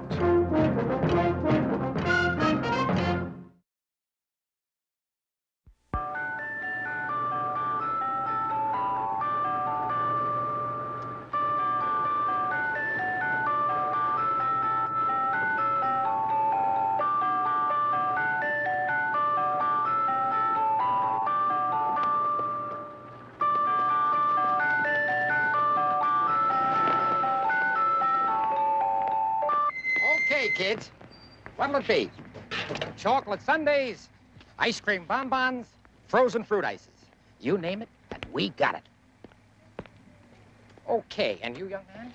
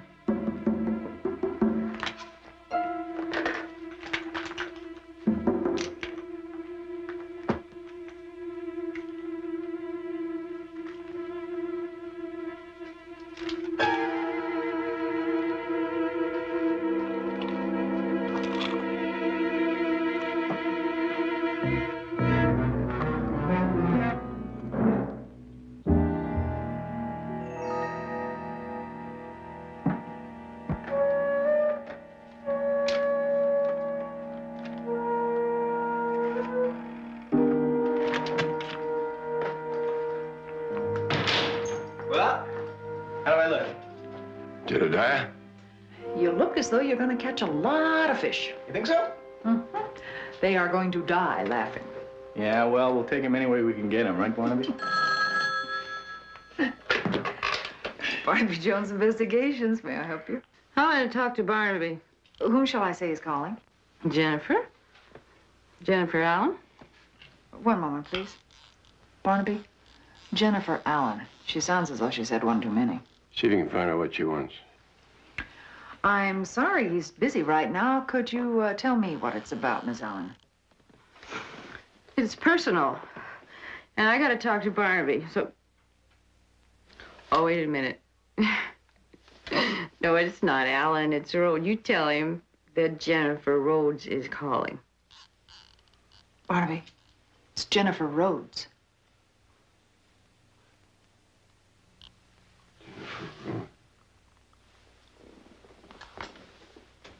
I wonder what she wants. Oh, Jennifer? Been a long time. How are you? Hi, just great. Yeah, it's been a real ball. Yeah, I'm just one laugh after the other. Hey, you know what today is, Barnaby? Something special? You bet it is. It's an anniversary, and I'm celebrating. Well, I guess that's what anniversaries are for, but don't overdo it. Oh, no, no, no. I'm just going to have a couple of drinks, a little something to relax me. Jennifer, what are you taking? You know, it's dangerous to mix alcohol with... Hey, Barnaby, you didn't even ask me what the anniversary is. Jennifer, listen to me. You know, it's been 11 years. That's 11 long little years since Dan was convicted. I'm not gonna live through any more anniversaries. Where are you? This is the way we go to sleep, go to sleep. Jennifer, you don't want to do anything you'll be sorry for. Why should I be sorry? Besides, you can't stop me.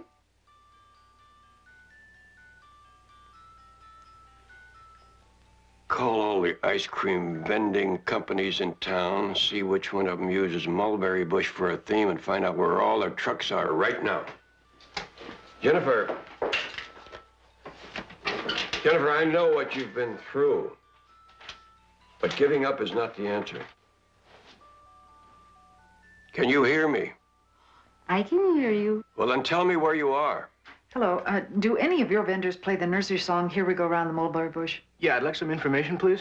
Jennifer, give me a chance. What do you want me to do, Barnaby? Save my life and help your conscience? You know I did everything I could for your husband.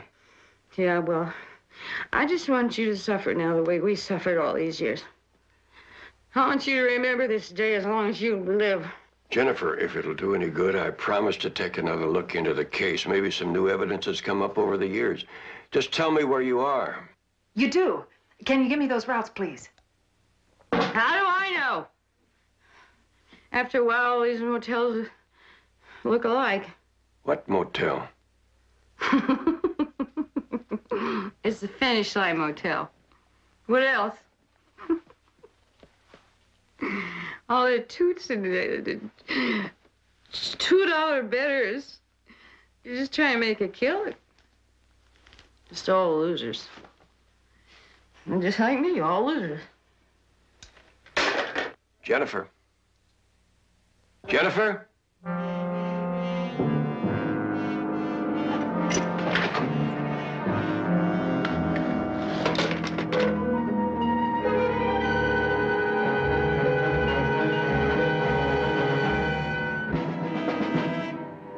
Barnaby, the Happy Time Ice Cream Company trucks play the Mulberry Bush song, but they have 18 trucks out. Where? What routes? Well, most of them 10 work the South Bay area. The rest are scattered all over town. Maywood, Granada Hills, Torrance, all over. Oh, man, it would take a week to track those down. The way she was talking, she may be near a racetrack. What tracks are running now? Lindero Park is the only one I know of. One of the trucks has a route through Lindero. Well, that and a prayer is better than nothing.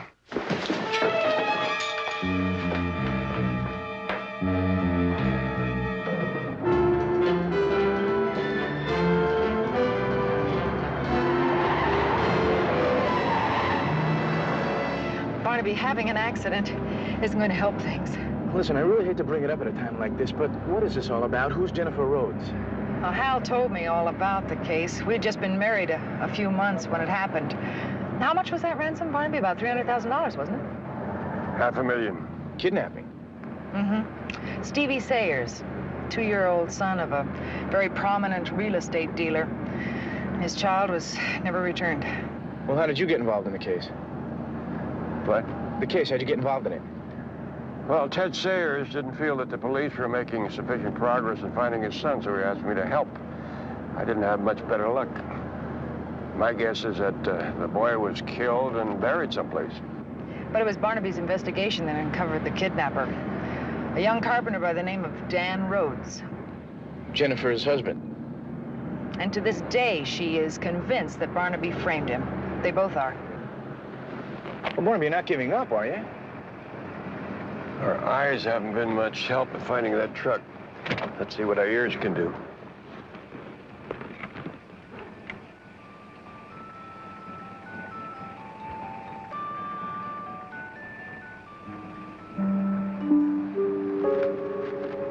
It's over there somewhere.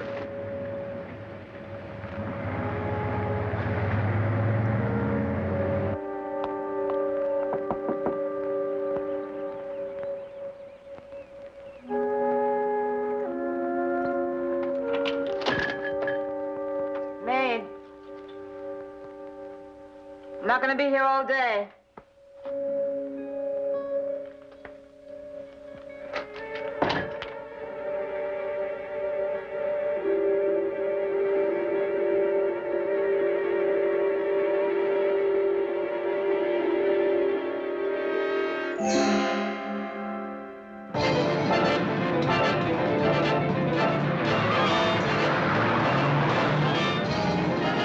Barnaby, there it is.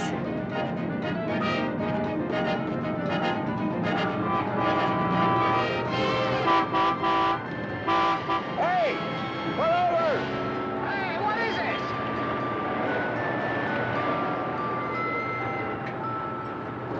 Hey, what's going on? Where were you about 20 minutes ago? On my route. Where exactly is that? 20 minutes. Hey, I guess I was coming down Sunrise Terrace. Yeah, there are motels over there. Thanks. Sure, there's a few of them around that corner. I go right past them.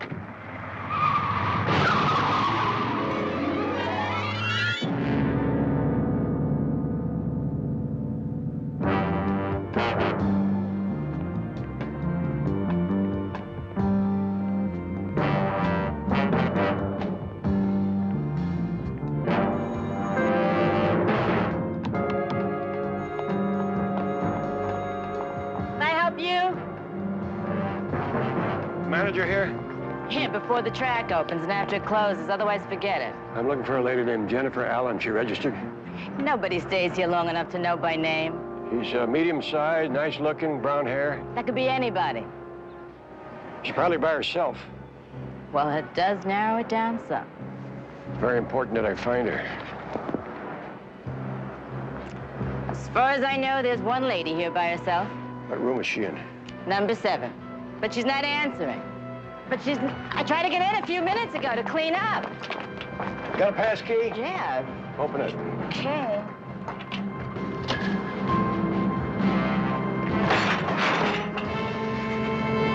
Get a rescue unit. Come on.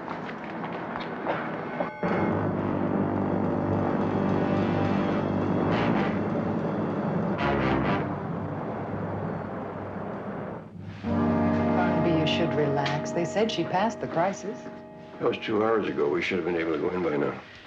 I'm sure she's probably just sleeping it off, but I'll go in and check.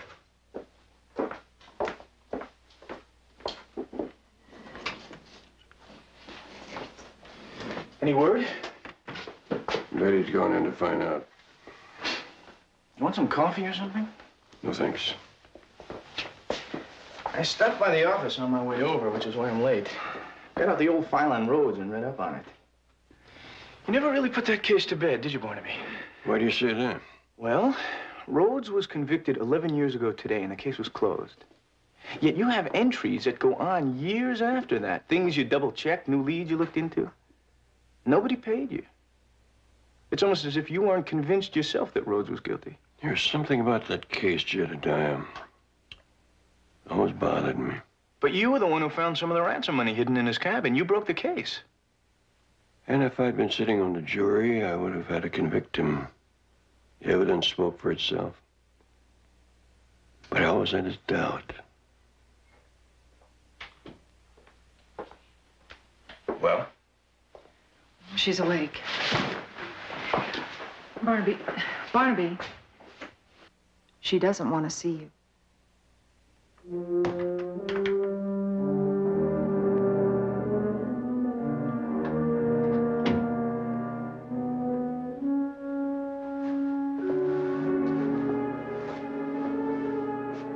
I'm glad you're feeling better. Get out of here. Jennifer. Just go away. It's going to happen all over again. That would be a great waste. A waste? How long has it been since you've seen me? 4 years. Only 4 years. It seems like a lifetime. One very bad lifetime. Look at me. It's not very pretty hitting bottom, is it? There's always something worth living for. Yeah. I had something, and you took him away.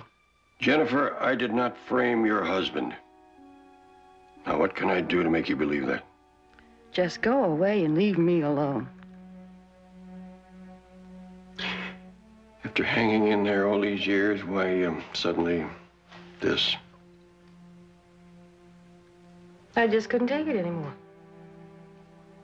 Couldn't take what anymore? What's changed? Nothing. That's just it.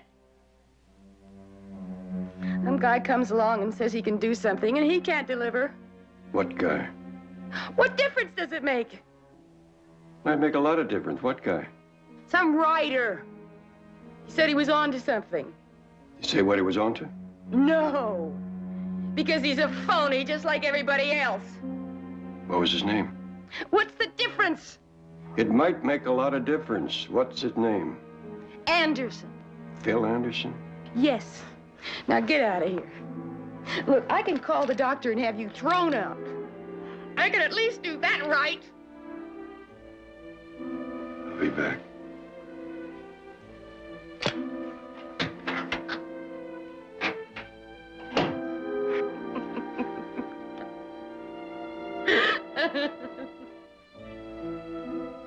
I figured there'd be a book in it somewhere. Wasn't the Lindbergh kidnapping. It had its drama. Wealthy father, socialite mother killed in a car wreck a year before. Did you know little Stevie had just celebrated his 2nd birthday? Yes, I did.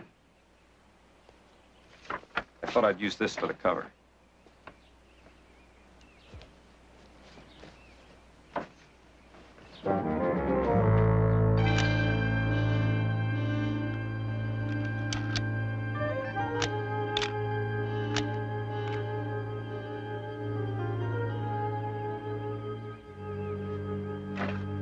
Yes, sir. Had all the ingredients of a bestseller. Well, why'd you quit? I told you, I lost interest. You also told Jennifer you were onto something. I thought I was onto something. What? I thought I had a lead on his alibi. That mysterious blonde girl who supposedly saw Rhodes miles from the kidnap site. Well, look, it turns out that I didn't. In fact, I don't believe she ever even existed. Now, if you'll excuse me, Jones, I got a lot of work to finish. Mr. Anderson, why does talking about this case seem to frighten you? Well, what do I have to be frightened about? You tell me. Now, look, Jones, if you're implying that I'm a coward... Coward? It must be bothering you a lot if you can think of yourself in that light. Mr. Anderson, there is a man rotting in jail. All right. About 10 days ago, I was interviewed on a local television station. And you talked about a young blonde girl. Yeah, I was hoping she might hear me. The time I got home, my phone was ringing off the hook with girls claiming to be the mysterious blonde. Most of them were kooks. I didn't even bother taping their calls. But some of them sounded worth looking into. And then about 2 in the morning, This man called, and he said that he was a friend of some people concerned with the kidnapping, and that for my own health, I better drop the whole matter. What'd you tell him? I told him to crawl out of the woodwork and meet me face to face.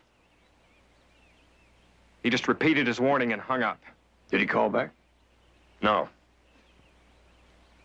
I figured he was just another kook and went on about my work.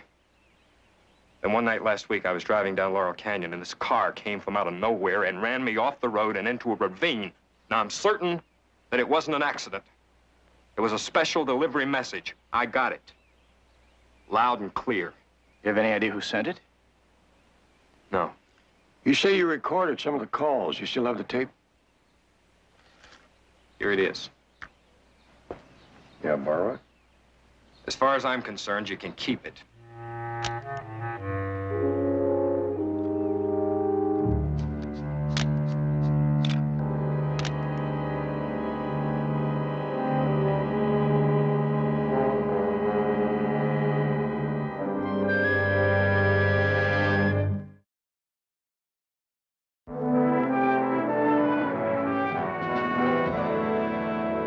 Thanks very much. Hello? Mr. Anderson? Yes? I just saw you on that TV show. I think I'm that blonde girl you're looking for. Okay. How old are you? 24, so that would have made me about the right age 11 years ago. Am I going to be on television? Maybe. Do you remember what you were wearing that afternoon? It wasn't afternoon, it was night. All right. What were you wearing? Jeans and white t-shirt. You sure? Yes. That's enough. If there's one thing both Dan and Jennifer were sure of, it's that the girl was wearing a red dress. Yep, and that's the last one. How do we stand now, Betty? Well, out of 15 callers, we've eliminated 9, which leaves us with 6 possibles. I want you and Jedediah to get to work on those 6 and first thing in the morning.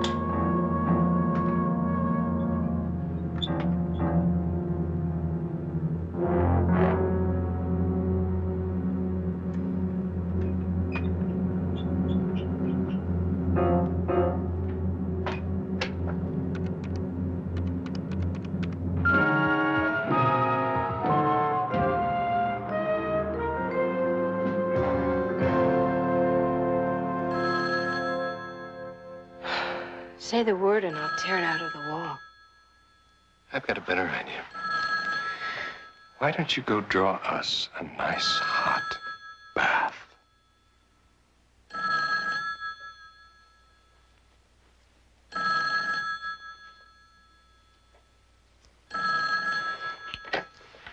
Hello. It's me, Gordon. I developed the pictures. Oh. Well, what was it that Anderson gave him? It's a tape cassette with the words "Blonde Girl" written on it. That's not good, Gene. That's not good at all. What do you intend that we do about it? Well, I guess I'll just have to take care of it, won't I, Gordon? I mean, don't I always? Of course. Gina, you coming to bed?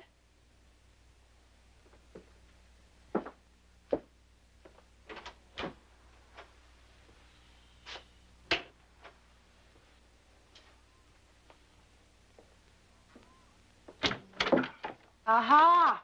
Boy, I thought you were going to stay in there all night. Now, that's grounds for divorce, you know. Sorry. Some things I had to do. Okay. Oh, don't tell me you're developing our pictures from the Mexican trip, huh? No, but I promise I'll have them done by the time we take our next vacation, all right? Honey, is something wrong? No, what? I don't know. It seems sort of far away. There is something wrong, isn't there?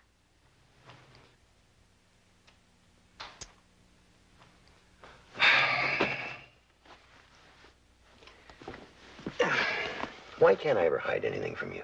Because I don't want you to. What is it?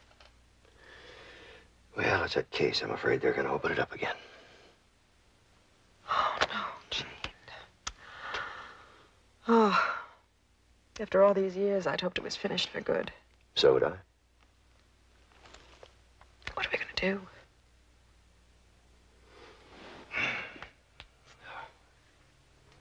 And I'm afraid we have no choice. I'm just going to have to close it once and for all.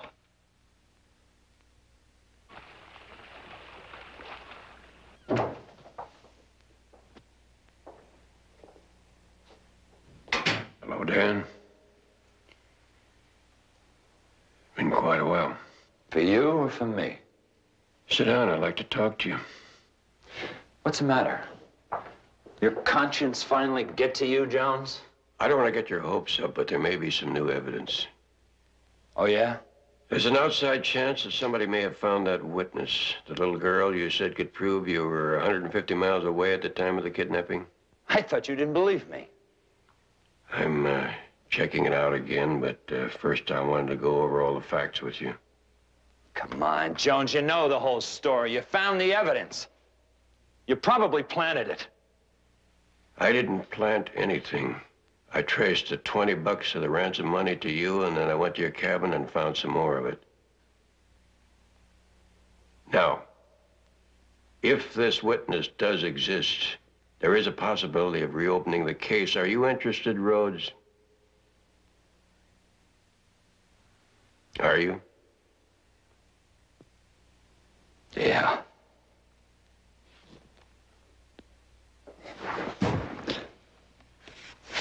Jennifer and I were on our way to Crispo Lake. About 5 miles from the cabin. The motor died. I couldn't get it started. So I tried to blow out the gas line. Then this little blonde-haired girl came along. Didn't you wonder what she was doing on a deserted road at that time of night? Sure. Jennifer even asked her. She said it was all right because her parents knew where she was. Aside from the red dress, what was she wearing? Oh, I didn't pay attention. All I remember is she had some kind of string in her hand. Oh, yes, the string. You talk about anything else? She was only there for a minute. I was busy. She said, what happened? I told her the truck broke down, and then she said something like, gee, that's too bad. And then she ran off. All right, Rhodes. I'll be in touch.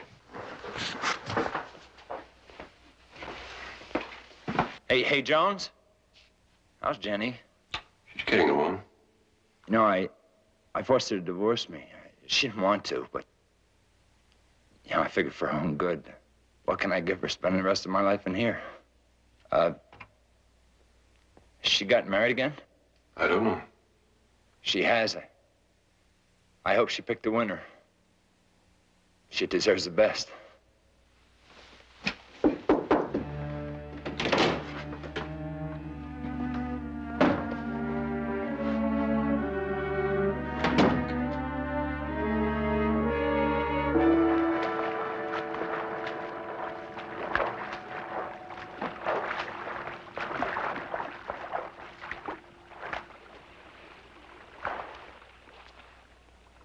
Look, how many times do I have to tell you, RJ? No. J.R. Jedediah Romano.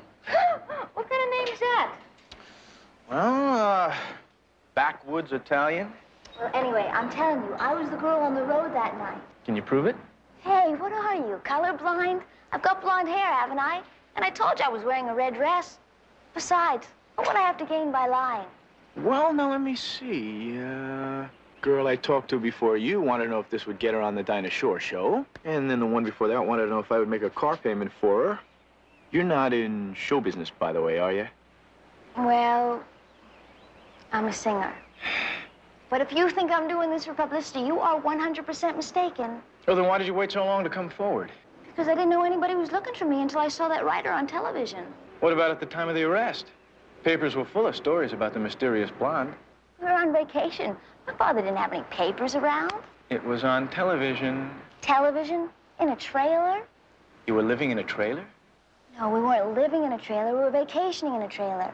You see, we camped on Crispa Lake for about a week, and then we headed home to Bloomingdale, Ohio. Haley, I'd like you to talk to Barnaby. Barnaby? Who's Barnaby? We work together. He's going to want to ask you some more questions. Boy, you know, you guys sure have funny names. But will you talk to him? It's really important. Okay. Listen, I'm rehearsing all afternoon, but if you want to come by to the club tonight, I'll talk to you between sets, okay? Where is it? The Rendezvous Room. It's on the Strip.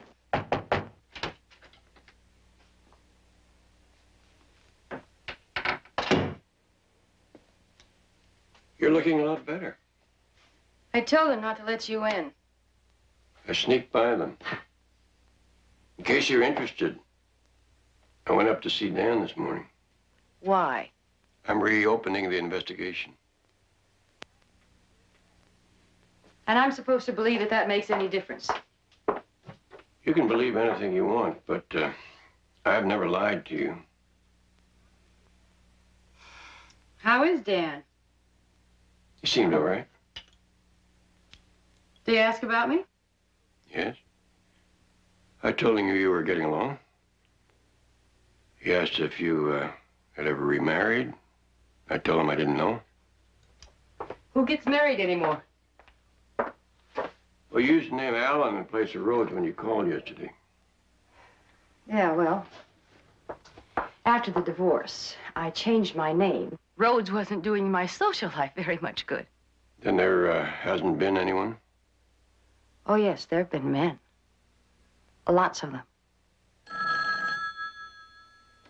Hello. Hold on. It's for you. Thank you. Hello? Barnaby, I have been looking all over for you. Listen, do you remember a girl on the tape named Haley Winters? Yes, what about her? Well, now, I can't be sure, but I think she's the one we're looking for. Oh? When can I talk to her? Tonight? I'll see you at the office. Keep your fingers crossed. But we may have a lead on that blonde-haired girl. You're not kidding. Like I told you before, that writer's name could make the difference.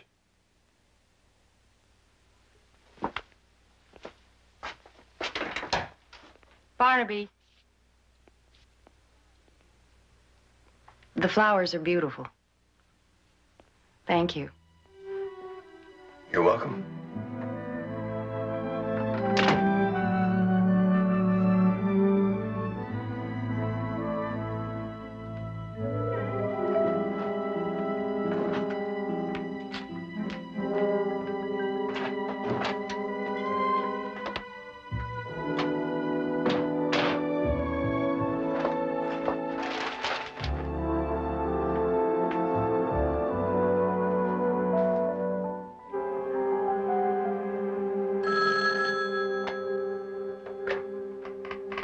Barnaby Jones Investigations, may I help you? I'm just leaving the hospital. Any messages? Oh, I just got here, Barnaby. I haven't had a chance to check the service yet. Barnaby, there's someone... Eddie?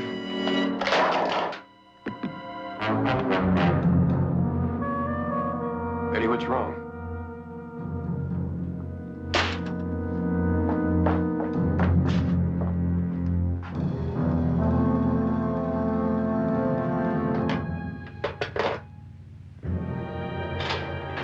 Betty?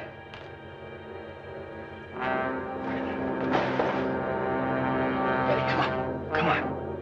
Come on. Come on. Can you hear me?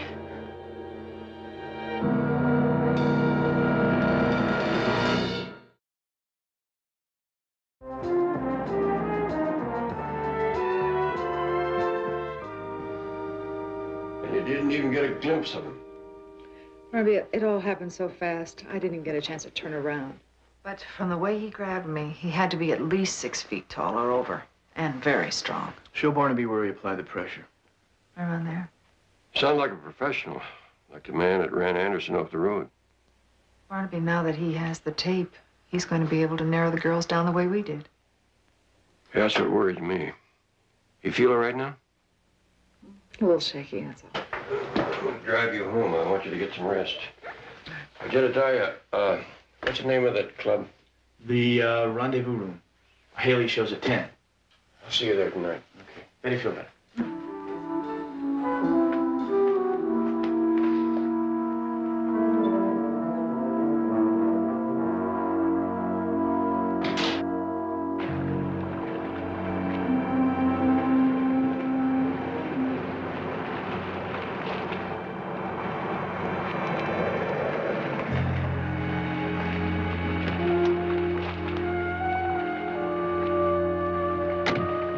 I'll call you as soon as those papers are drawn up. Watch your step.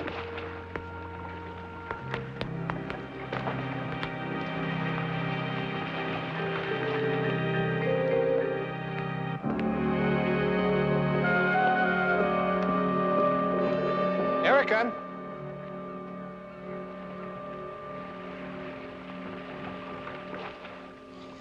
How about making me one of those tall tropical drinks that I like? Sure.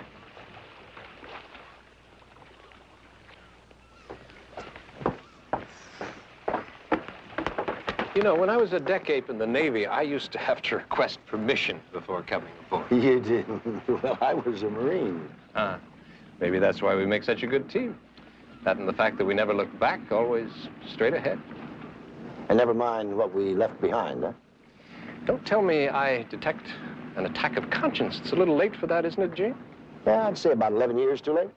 So you might as well make your peace with it, Gene. I have. You saw those two men? Yeah? They're with Industrial Commerce Bank.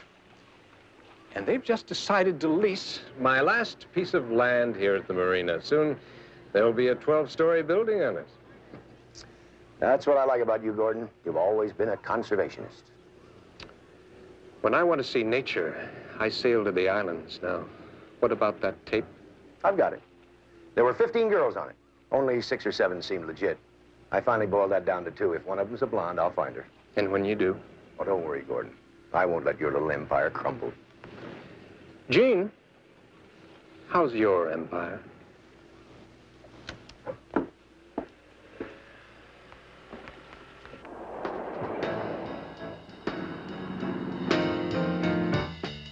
Ma, he's making eyes at me. Ma, he's awful nice to me. Ma, he's almost breaking my heart. I'm beside him. Mercy let his conscience guide him. Ma, he wants to marry me. Be my honeybee. Every minute he gets bolder. Now he's leaning on my shoulder. Ma, he's kissing me. Oh, ma, he wants to marry me. Be my honeybee. Every minute he gets bolder. Now he's leaning on the other shoulder. Ma, he's kissing me.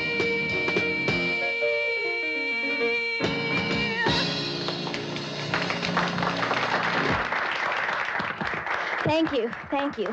Hang in there and we'll do it again. That was terrific. Thanks. Welcome. All right, Jed, where's this Barnaby friend of yours? Well, they should be here any minute. Would you like a drink? A double orange juice. All right, waiter. Hi, can we have a double orange juice, please?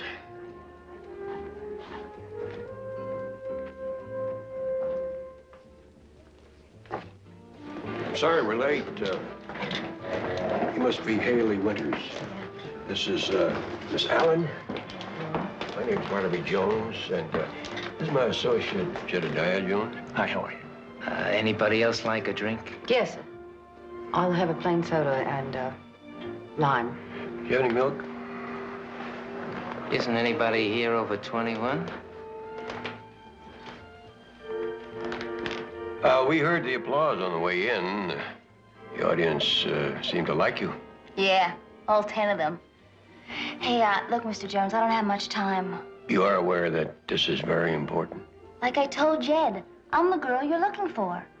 I was on my way back to the trailer when I saw this couple fixing their truck. What was wrong with it, do you know? What am I, a mechanic? I guess they had a flat tire or something. What was the woman wearing? I think jeans and a sweater. You know, it was a long time ago. And the man? Jeans and a jacket. Do you remember what you talked about? Nothing really. Didn't this woman ask you what you were doing out so late? Yeah, And what did you tell her? nothing. Not even that your folks knew? Yeah, I might have, but they didn't. What do you mean? Oh, because I snuck out of this tent I slept in to go see a boy who was camping up the way with his folks. All we did was talk. But if Mama knew I put on my new red dress and even put a ribbon in my hair, I wouldn't be here today. You wore a ribbon in your hair? Yeah, but I took it out on the way back to the trailer. What did you do with it? I don't know. Carried it in my hand, I guess. My God. That's the string she was carrying. Now, Haley, I want you to think and see if you can remember anything else about that truck. No, think. The hood. It was up. Yeah. Oh. Then it couldn't have been a flat, I suppose.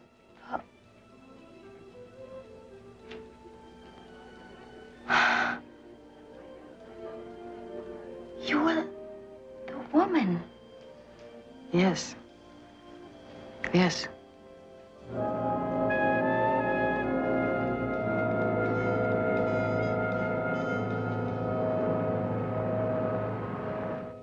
And that's about it. After I left them on the road, I ran all the way back. I was in my tent a little before 11. My folks never even knew I snuck out. How'd you know the time? Because we were getting up the next morning to go fishing at 5, and my dad gave me an old alarm clock so I wouldn't oversleep. Well, Barnaby, I must say it sounds convincing. Not only sounds, John. According to Ted Sayers, his son was kidnapped between 10 and 11 o'clock. Now, at that time, Rose was at least 150 miles away, stuck on a highway. All right, it is convincing. JR, you're studying law. You know it takes a judge to reopen a case. There's nothing I can do. Yeah, well, we're meeting with the Rhodes lawyer this morning to see if he considers it strong enough evidence to petition for a new trial. We're kind of hoping you would at least reopen your investigation. Barnaby, do you know how many man-hours I've already devoted to this case? Rhodes was framed.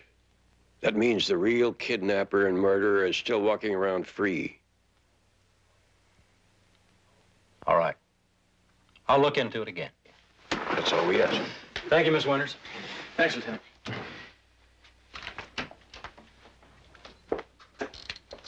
Oh, John, in light of what happened to Betty and the writer, Anderson, I think that Haley ought to have some protection.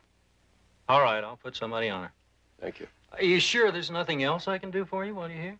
You know, if there is, I'll call you.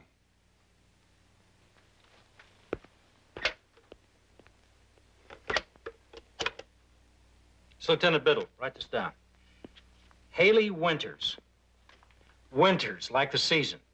2125 North Sweetser Drive. That's right. I want round-the-clock protective surveillance. Yeah. Well, will you look what the cat dragged in?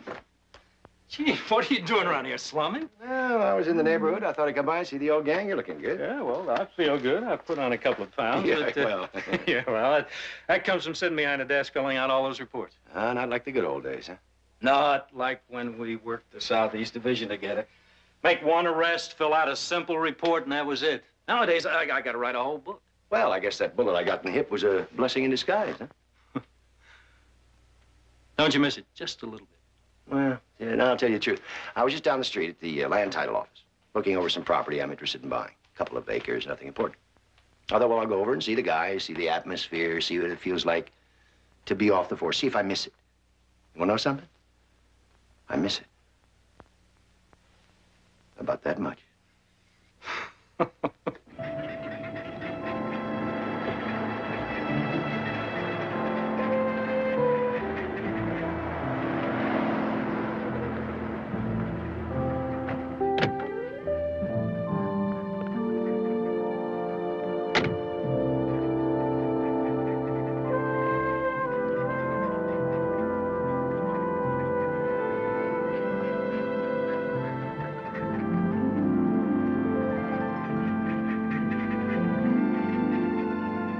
sure you were here yet. No, I was just down by the lagoon. I'm not your typical flower child type, but I picked this for you. There. It's very pretty.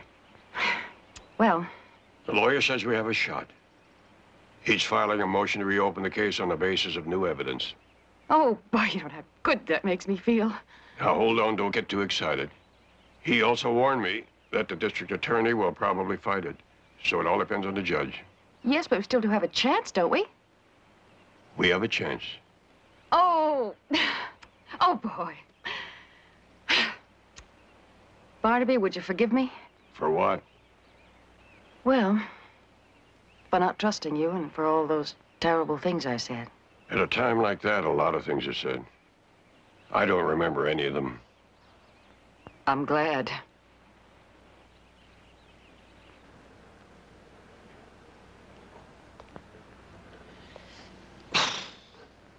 You about finished? Relax. What else have you got to do except guard me? There. Detective Andrew Portland. Let's see it. No, I'm really not much of an artist. Oh, my phone.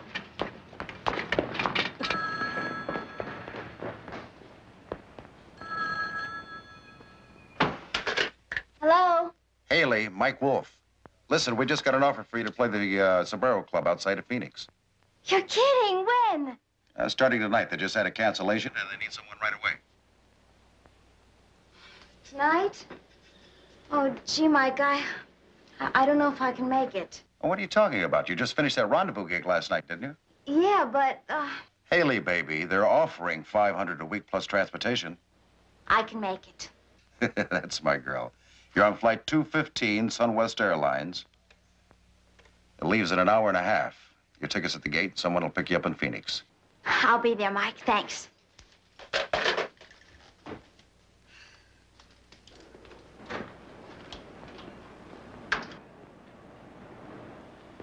Anything wrong? No, nothing. Just my agent telling me I didn't get this job I was up for. Oh, that's a tough break. That's showbiz. Now, listen, is it okay if I take a shower? I mean, by myself. I promise I'll yell if someone attacks me in the tub. Haley, Yeah? pigs is beautiful. You're kind of cute yourself.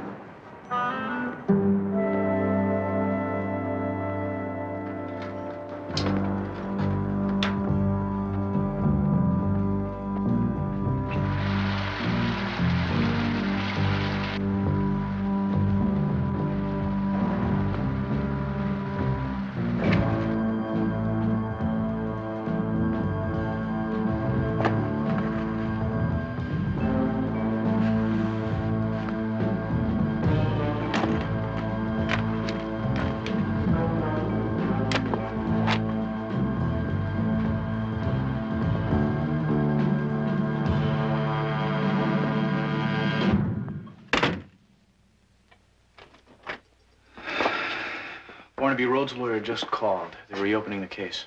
Is that official? The judge just signed the petition half an hour ago. You did it. Oh, we've got another chance. Barnaby, What's wrong?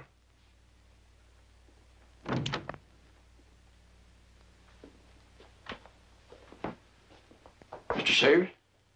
Yeah, I just got a call from a police reporter. He tells me that you're working to free the man who kidnapped my son. I told him I didn't believe it. Wait a minute now. Aren't you Rhodes' wife? What is she putting you up to this? Mr. Sayers, has been a terrible mistake. I helped put the wrong man in prison. I don't believe that. But it's true, Mr. Sayers. It's the wrong man. What are you talking about? Your husband kidnapped my son and he killed him. And you know it. What is she doing here? What is this, some kind of a payoff or something? I know how you feel, Mr. Sayers, but that gives you no right to... You know how I feel, do you? Let me just ask you something. Have you ever lost a son? Yes, he has. My husband. Maybe not in the same way you lost yours. Nevertheless, we too feel he was taken away too soon. Now, I have new evidence that proves that Rhodes did not kill your son. And if I do one thing more in this world, it'll be to get him out and find the man who did. Do you know what you're doing here? You know what you're doing to me?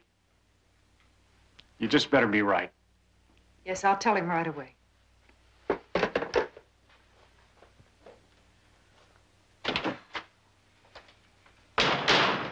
Barnaby, that was Lieutenant Biddle. Haley's flown the coop. What?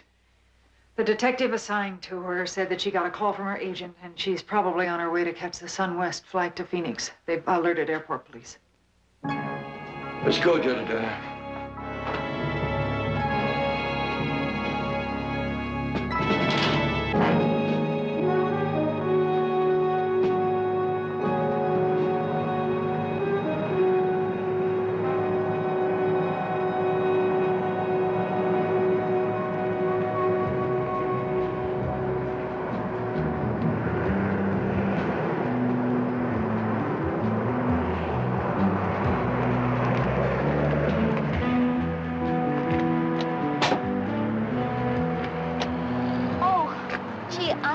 I'm so sorry, sir. I really didn't... No, it's my fault I parked too close. It's okay. Can I help you with any of that? No, there's no problem. I'm all right. Oh, I insist.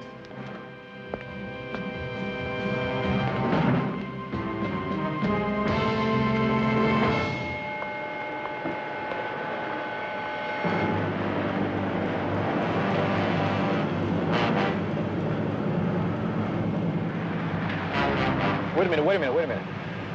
That's our car right there.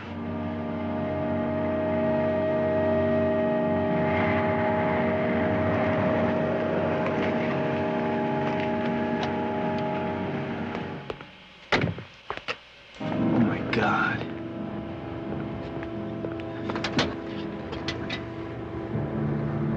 Oh, no, she's dead.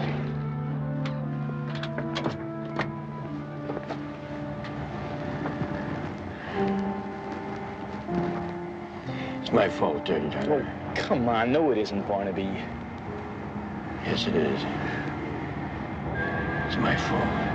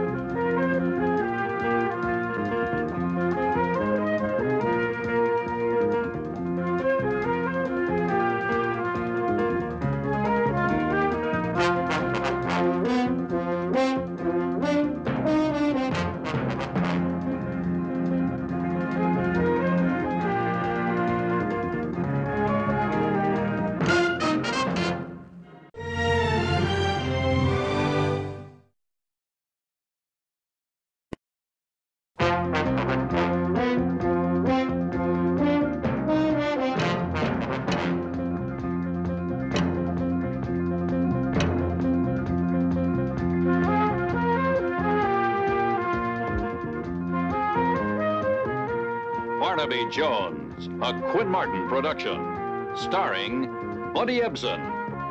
Also starring Lee Merriweather, Mark Shera, with guest stars in alphabetical order, Dabney Coleman, Bradford Dillman, Marge Doucet, Sherry Jackson, Susan Sullivan, Robert Weber. Tonight's episode, Final Judgment.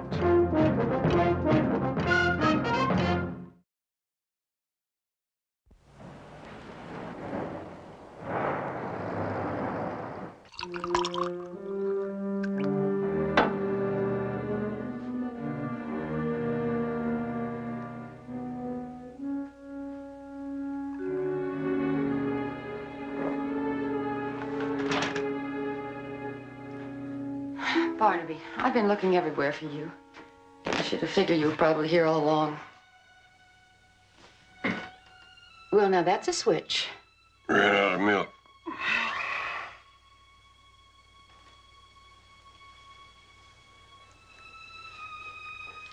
You know, that's not going to help. I've been there, mister. Remember? There's a little girl out there who's dead on account of me.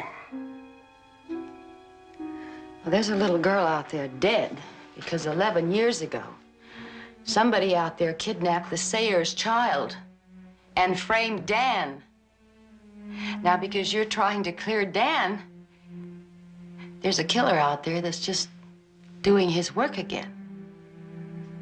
I should have been smarter. I should have known it was a frame. People make mistakes. Yes, and it hurts to admit them.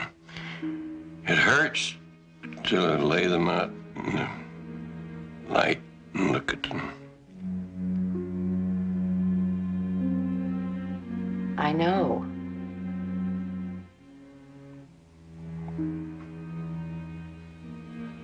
Look, I have hated you for so many years. I said, well, he doesn't care about us. He can destroy 2 lives with his testimony. Maybe even he framed Dan.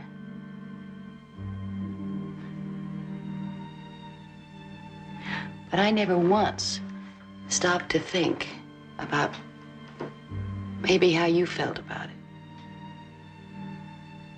I know now that you have probably suffered in your way just as much as we did.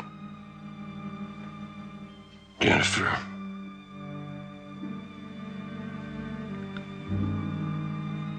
I'm sorry.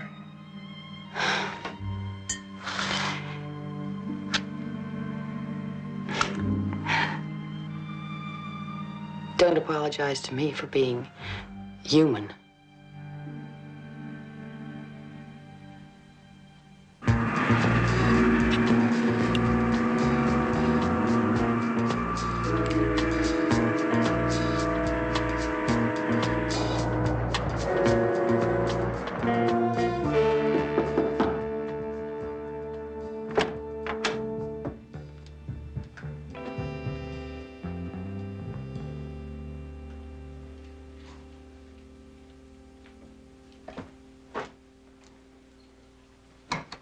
Mr. Jones, I'm Leo Crow. Understand you want to see me? Don't I know you from somewhere? Yeah, it's possible. My business, you meet a lot of people. You sure look familiar, Mr. Krill. What's it about? I'm busy. Haley Winters. Haley?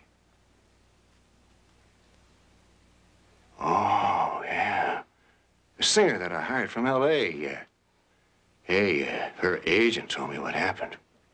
I still can't believe it. You better believe it. I saw it with my own eyes. Rotten break.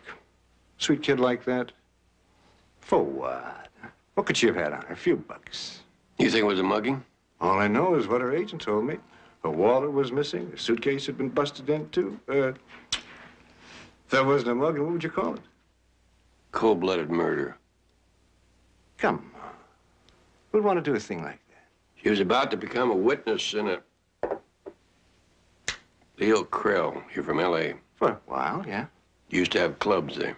Yeah, but I don't understand what's... I may be a little slow on faces, but I never forget a reputation. Especially when it's built on everything from pornography to fencing stolen whiskey. Look, Jones, I was never convicted on any one of those raps. No, but compared to the heat you were getting from the L.A. Crime Commission, the Arizona desert must have seemed like Antarctica. That's why you came out here, isn't it? Mr. Jones, I came out to Arizona like a lot of other people for my health. Maybe you better leave for the same reason, huh? If that's a threat, Krell, you better watch yourself. Because I may report you to the Chamber of Commerce.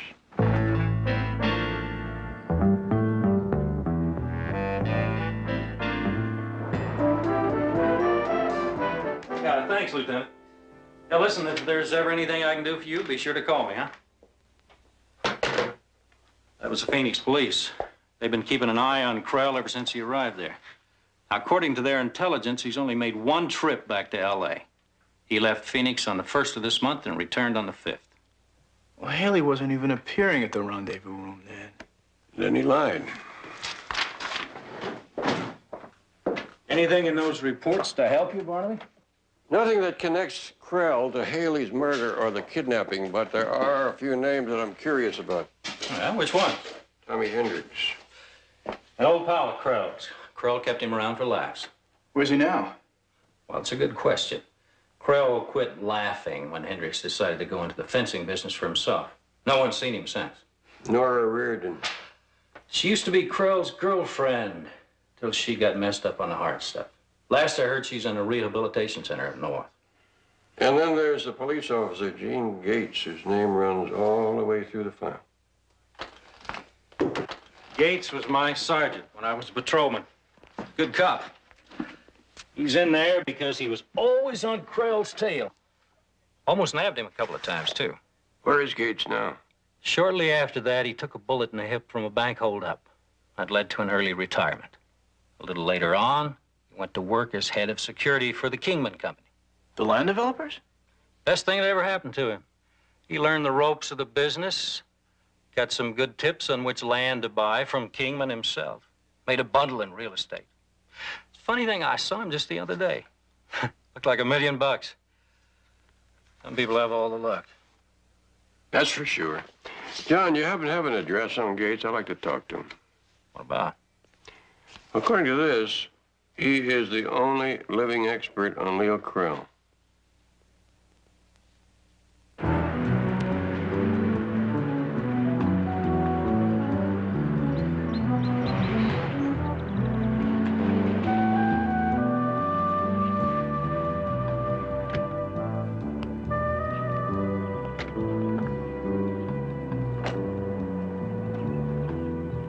Jean, I'm at the pool.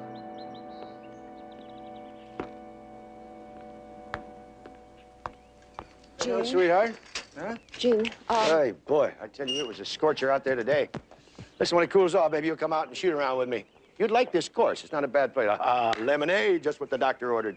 honey, this is Barnaby Jones. He's a private investigator. Now, Mr. Jones, what can I do for you? I want to talk to you a little bit about Leo Krell. Leo Krell? Oh, boy, that's a name out of the past. According to the police record, you're considered an authority on Krell. We've had a run-in or two, yeah. What do you want to know about him? Where he fits into the Sayers kidnapping. The Sayer kidnapping? You remember that, Mr. Gates, about 11 years ago, the son of a wealthy real estate dealer? That's right. Of course, I'd retired from the force by then. Remember reading about it in the paper. What makes you think Krell had anything to do with that? Well, it's a long, twisting road, and I won't bore you with it. But I had my hands on a witness who could prove that the man that they convicted was innocent. Now, all of a sudden, she's been murdered. What, you think Krell did it? No, but I think he was responsible for luring her from the protection of the detective who was guarding her. Well, have you talked to him about it? Yes, and would you believe he denied everything? Yeah, I believe it. I think you're on the wrong track. Why do you say that? Well, it's not his method of operations. Loan sharking, prostitution, fencing. That's Krell, not kidnapping, no. You could have done it as a favor or to repay an old debt. That's possible. But I doubt it. I still think you're wrong. Well, it wouldn't be the first time. Thank you very much for the lemonade, Ms. Gates. Mr. Gates.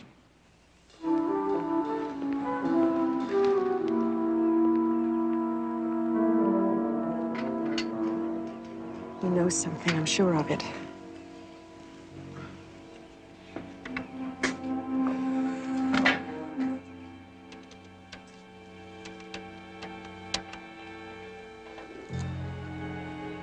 Mr. Kingman, please. Gene Gates speaking. Out of town for how long? I mean, when's he coming back? Yes, tell him it's important. Gene, I'm afraid.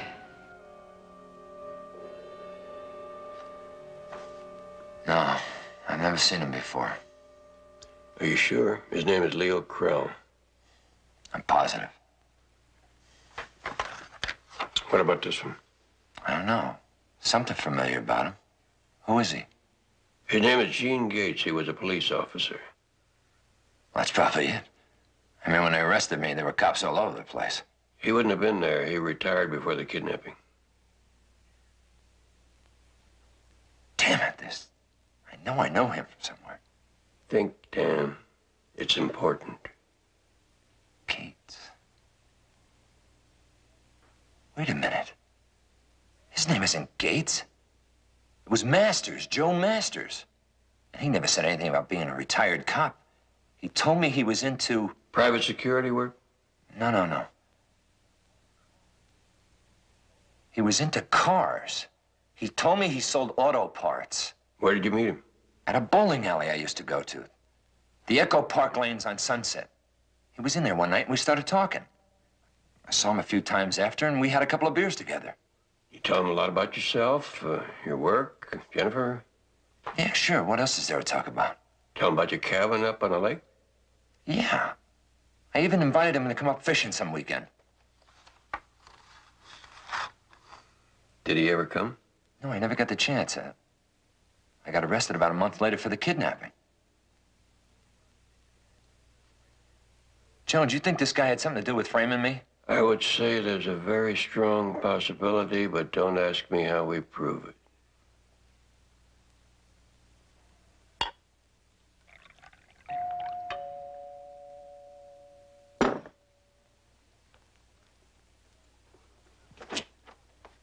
Well, it's about time. We've got things to talk about. I'm trying to call you all evening. Don't you ever check your service? My plane landed just a few minutes ago. What's wrong? That private detective, Barnaby Jones, was by to see me today. He knows about Krell. Knows? Well, suspects. If he finds out that Krell owed me because I shut my eyes when he escaped in that raid, we're dead. What else does he know? Well, I don't know. Maybe he was just fishing around. And then again, maybe he wasn't. You want us to take that chance?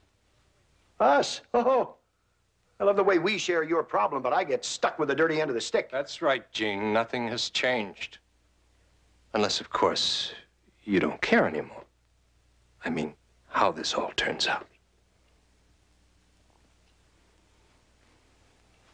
I'll take care of Mr. Jones for you.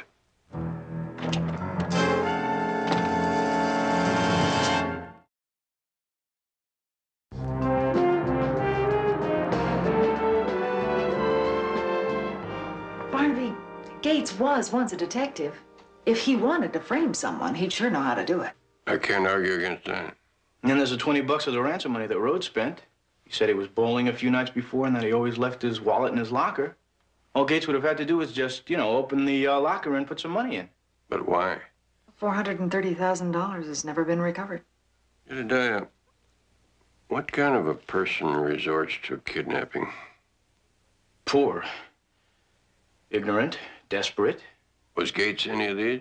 Well, he certainly wasn't poor. Between his police retirement and his pay from Kingman, he was making over $20,000 a year. That's the equivalent of $35,000 today. Does that sound like your ordinary run-of-the-mill kidnapper? No, Barnaby, it doesn't. Unless he had another reason other than the ransom money. Now you're making sense, Jedediah. You have any idea where we should start?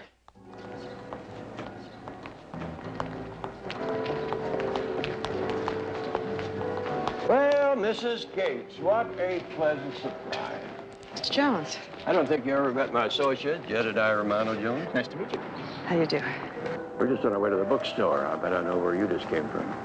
The beauty parlor. Yes. Something about a woman who just had her hair done that shows in every part of her face, like spring bursting forth from winter. Well, that's very nice, Mr. Jones. Well, if you'll excuse me. Nice meeting you. Excuse me. Well, since we've run into each other like this, how about a cup of coffee? I'm afraid I don't have the time. Well, the coffee shop's just right over there. We want to ask you a couple of questions, I really don't think we have anything to talk about. Well, you won't know till you hear what we have to say. I'm afraid I have to meet my husband, Mr. Jones. That's what I want to talk about. Why did he kidnap the Sayer child? What did you say? Which part didn't you hear, Mrs. Gates? Why did he kidnap the Sayers child? How dare you? Was it just for the money? You think my husband... Engineered the kidnapping and framed Dan Rhodes, yeah. You're both crazy. The facts speak for themselves. Shortly after Rhodes' conviction, your husband quit his job with Kingman. The two of you got married, spent an extended honeymoon in Europe, and came back and bought that big house. Where did he suddenly get that kind of money? What did he do, win the Irish sweepstakes or something? From his investments. Mr. Kingman advised him about some property, and it paid off. Does your husband still like to bowl? My husband never liked to bowl. The only game he plays is golf. And I suppose he never used the name Joe Masters? No, of course not. That's funny, because Rhodes identified a picture of your husband as Joe Masters, somebody he once met in a bowling alley. Well, he's a liar. You know, Linda, I think we've got you all wrong. Jedediah, I'm beginning to suspect that this is a classic case of the unwilling accomplice. A lady who is forced into a crime by the man she loves. And all these years, she's had it on her conscience, but she didn't say anything because she was afraid to go to jail. Now, Linda, you cooperate with us, and we'll try our best to help you. The only thing I want from you, Mr. Jones, is to be left alone. Well, if he didn't do it for the money, was it because he owed someone a favor? Was he working for someone? Look, my husband worked only for Mr. Kingman. He was loyal to Mr. Kingman and owed nothing to anyone.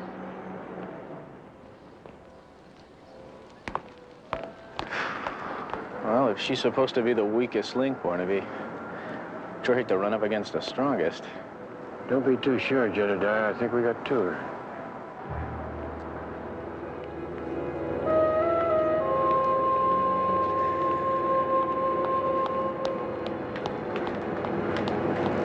There you are, honey. Why are you so late? Hey, what's the matter? Jones was waiting for me when I got out.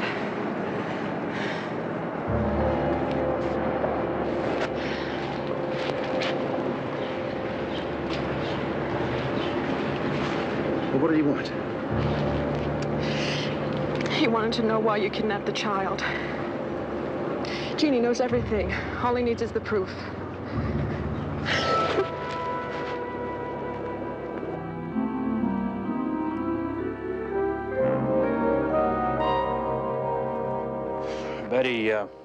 Betty said you were looking for me. I've been out making deliveries all day.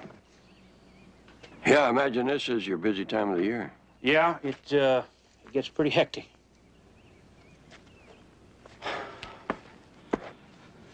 Listen, I'm sorry about those things I said to you the other day. It's all right. We were probably both a little hot under the collar.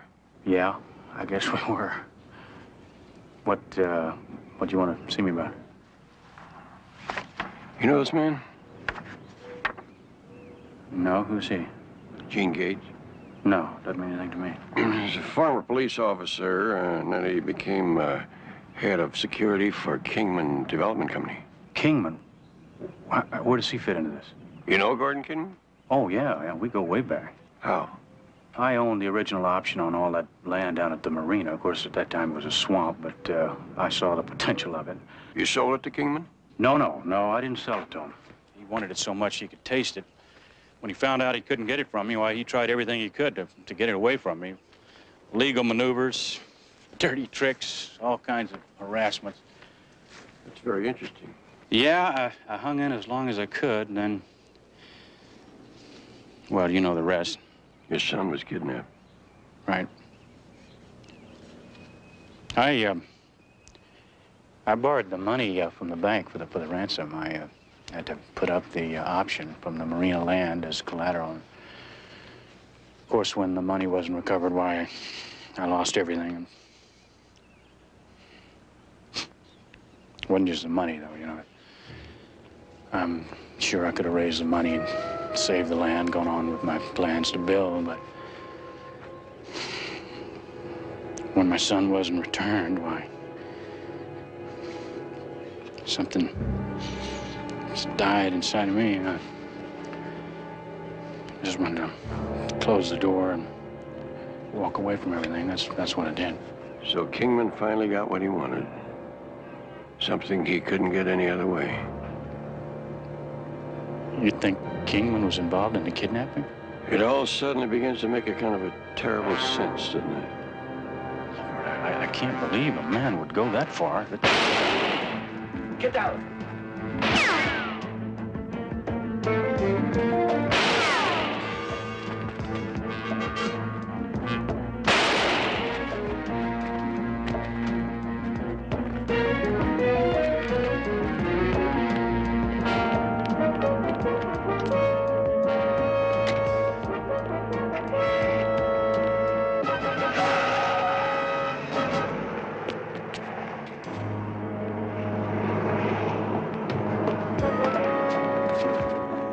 see who it was? No, but I got a pretty good idea. I think I hit him.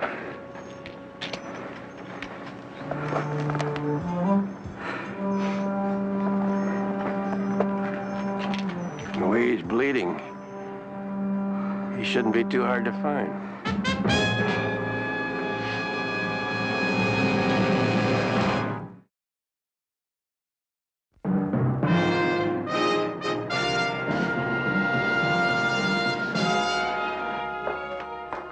JR.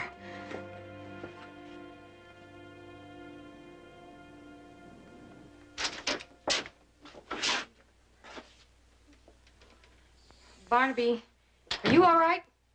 It stings a little, smarts a little. Other than that, it's fine. How'd you hear about it? Well, when I didn't hear from you, I called Betty and she told me what happened. I'm afraid I'm going to have to give you a rain check on that dinner. I've got important work to do. Barnaby, don't you think that you should take it a little easy? I mean, remember what the doctor said. Doctor didn't say anything about taking it easy. He just said don't swing from a trapeze for a while. Just talked to Lieutenant Biddle. Yeah? What'd you tell him? Well, I told him you were nicked by an unknown assailant. Did he buy it? I sounded a little suspicious, but he was relieved to know you were all right. Told him we'd keep him informed. Good. That's all he needs to know for a while. Well, now what are you going to do? Well, if I remember correctly, there is an ex-cop out there somewhere who's got a lot of explaining to do. I'm going to find him. Barnaby, I'm going with you, and I don't want an argument. He's arguing. Now, don't forget about that dinner. Still get it done. But just take good care of yourself.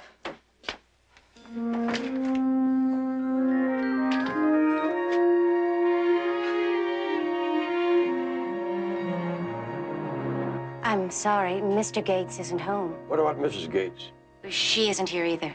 That's funny. Her car's in the driveway. She went with Mr. Gates in his car. Millie, you make fine lemonade, but you're a terrible liar. Millie? That's all right. You can let them in. Thank you. She isn't lying to you, gentlemen. My husband isn't home. Well, where is he? He had to meet someone. Business. You sure he's not meeting a doctor? A doctor? You mean you don't know? No, what? What are you talking about? Somebody took a couple of shots at me today. I shot back and hit him. I think it was your husband. Well, you're wrong. You're wrong. Then you've seen him in the last few hours? Yes. We had dinner together. He was fine. Then why are you shaking like that?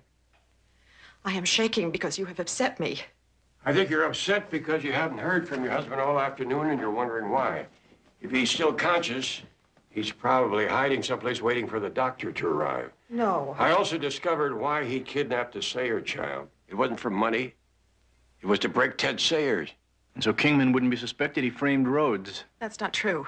It is true, and I'm going to get you all for kidnapping and murder. Murder? Just because somebody was kidnapped does not mean that they were murdered. They never found a body. Are you saying that that child wasn't killed, that he's still alive somewhere? No, And what are you saying? I don't know. I'm not saying anything. Is that child still alive? Tell us, please. I don't know. I told you, I don't know. Now, would you please go away? Just go away.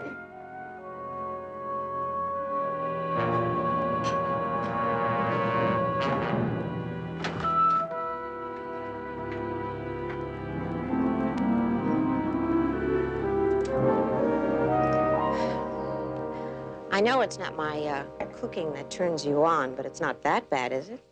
No, it's just fine. Then what's wrong? What makes you think anything? The way you've been acting.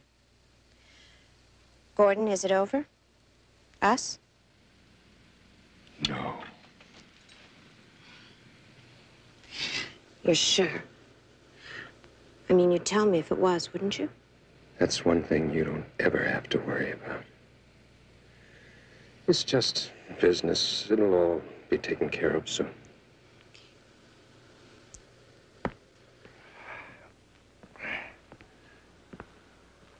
Jean. Get rid of her. Get rid of her. I'll meet you back at the apartment, huh? Okay, don't be late. You look terrible. What's wrong? That. My God, what happened? Jones. I got hit.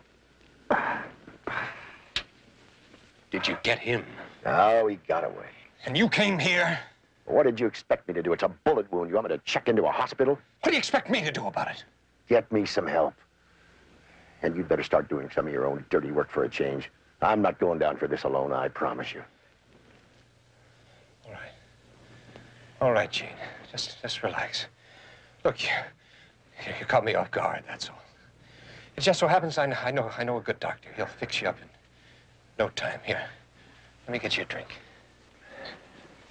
Oh, listen, get through to Linda. I didn't call her myself. I didn't know what Jones was up to. And I don't want her to worry. I'll take care of it for you. You know, you and I have always been partners in this thing, Gene. Oh, even more than that. More than partners. Friends. I've always taken good care of you. I won't let you down now.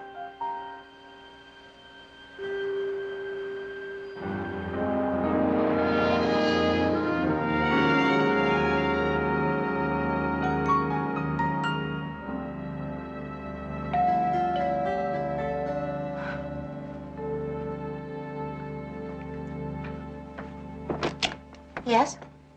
Is Mr. Kingman in? No, he isn't. Have any idea where we can find him? Any idea where who can find him? I'm sorry. My name is Barnaby Jones. I'm a private investigator. This is my associate, Jedediah Jones. And you are? Erica Hughes. I'm a friend of Mr. Kingman. But I don't know where he is. I suggest you try him at the office tomorrow. Barnaby, will you look at the view of the city? I bet you'd much rather have a look around the apartment, wouldn't you? Well, go right ahead. He's not here. The bedrooms are that way. Anyone makes that generous an offer, I'm inclined to believe them. And you haven't seen Mr. Kingman tonight? No. In fact, I just got here myself. You mind telling us where you were? Out to dinner. Dressed like that?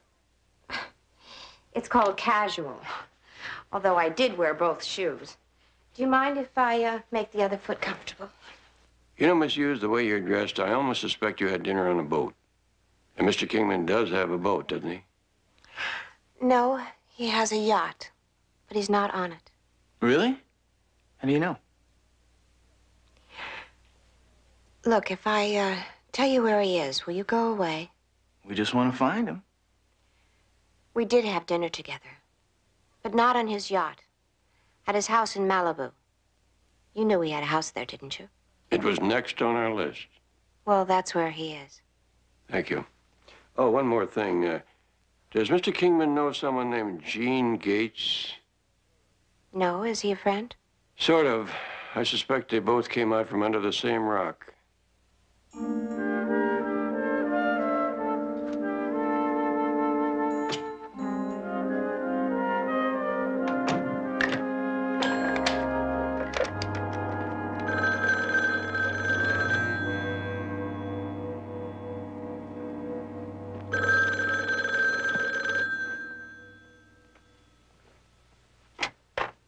Yes? Gordon, Barnaby Jones was just here looking for you. What'd you tell him? I told him you were at the beach house. He believe you? I don't know. I think he's suspicious about the boat.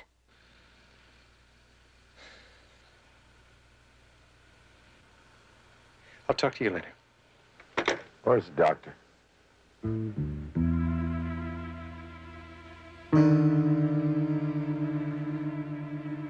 That was him on the phone, Jane. He's on his way now. Linda, did you get in touch with Linda? Everything's been taken care of.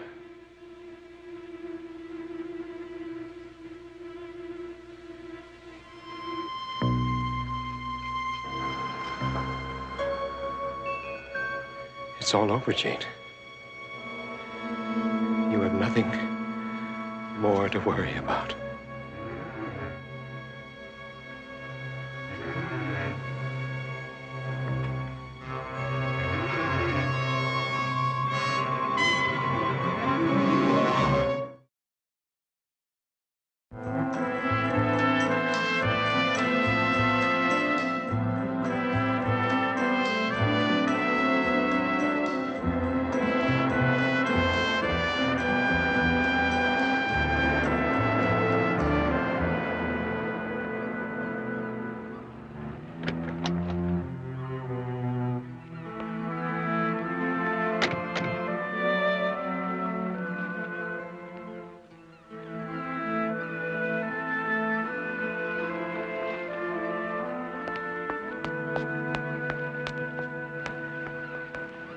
Oh, Mr. Kingman?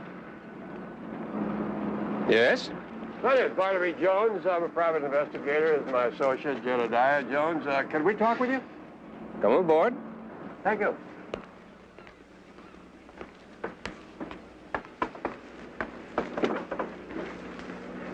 Nice boat you got here. Thank you. What do you want to talk to me about? Why did your girlfriend lie to us last night? Lie? Erica? I know that's hard to believe, Mr. Kingman, but you told us you were at your house in Malibu. Well, I was. Then I decided to take the boat out. By yourself? You don't see anyone else aboard, do you? Isn't it a little unusual for a boat this size? Not at all. It has automatic pilot, radar, electronic navigation equipment. You know, sometimes I feel that I'm the most useless thing aboard. Where did you go? Catalina headed back around sunrise. Look, just what is this all about? Well, it's about your partner, Gene Gates. My partner? You're a little confused, aren't you? I mean, Gene worked for me, but he was never my partner. Have you seen him recently? Oh, we bump into each other now and then, but that's about it. Tell me, what is your interest in Gene? Well, you remember the Stayers kidnapping, don't you, Mr. Kingman? Oh, yes, a real tragedy. Yeah, well, we think he was the kidnapper. Gene? I don't believe it. Well, wait till you hear this. We think you paid him to do it.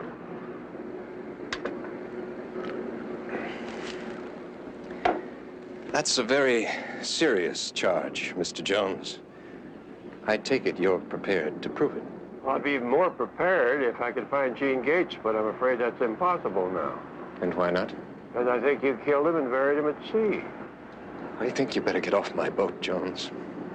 If you have anything else to say, you can talk to my lawyers. Well, you talk to your lawyers. If I have anything else to say, I'll be talking to the police. Barnaby.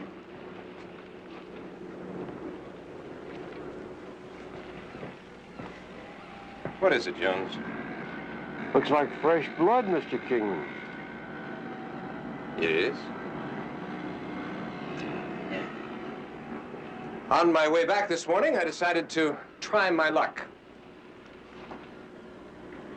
Bonita. One of these days, your luck will run out.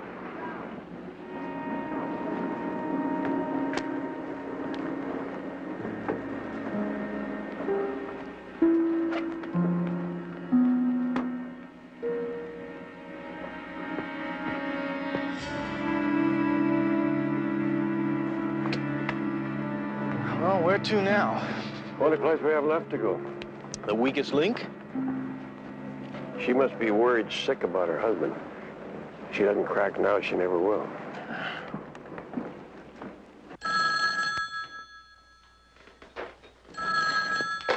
Hello? Linda, Gordon Kingman. Gordon, where is Gene? I haven't heard from him since yesterday. He's all right, but he has been wounded. Oh, no. And Jones wasn't lying. Linda, he's going to be fine. I've got him in a safe place. Gordon, I want to go to him. Well, of course, that's why I called. I'm planning to fly him to a hospital in Mexico. Now, how long do you think it would take you to get ready? Just a few minutes. Fine. Then I tell you what you do. You take a cab to Crescent Salvage. That's at the bottom of E Street in the harbor. Have you got that? Yeah, fine. Fine. And you better hurry, Linda, because I'm sure that Jones is on his way to your place now.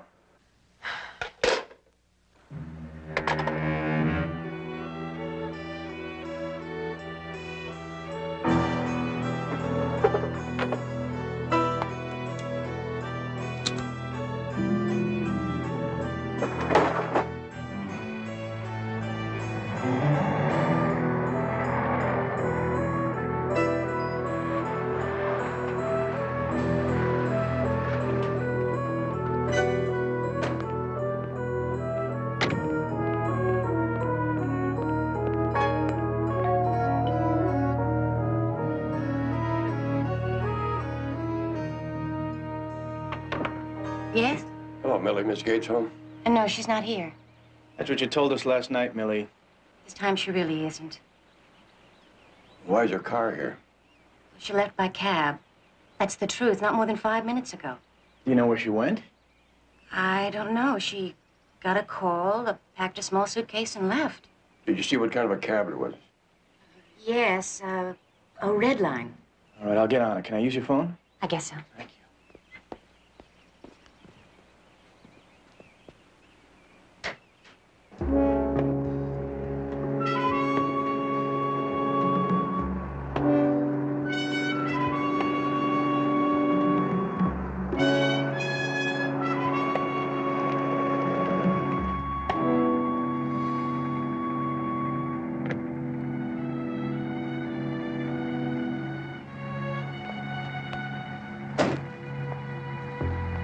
Hey, I'm really sorry about getting lost back there, man. But this part of town ain't exactly my territory. It's quite all right. Now, if you'd like to maybe knock off a couple of bucks. Okay, thank you.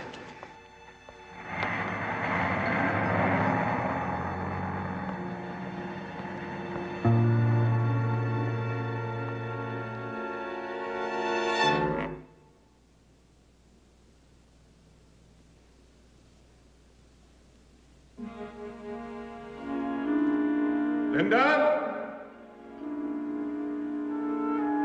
What took you so long? I got here as quickly as I could. Where's Jean? I'll be right down. Come ahead, I'll meet you.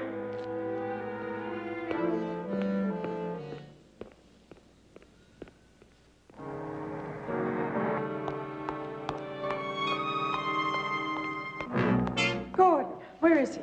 I told you not to worry. He's fine. He's not here, is he? No, I had him moved just a few minutes ago. I had him taken to a private airfield. My plane is there. Well, then we better hurry. Linda, wait. Who's that? Well, this is the address a radio dispatcher gave me. It's the one, all right. Kingman Company. It's Jones. He must have followed you here somehow. Come on.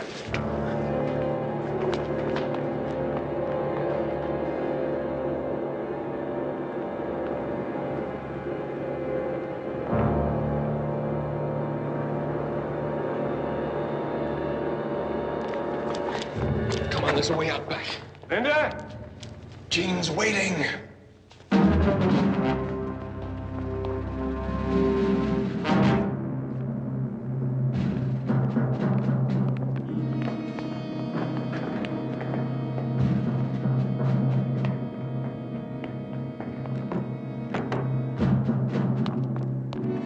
Barnaby, they're right there. Where are you taking her, Kingman? Jones, I told you. If you have anything more to say, contact my lawyers. You know where your husband is, Linda? I know he's all right.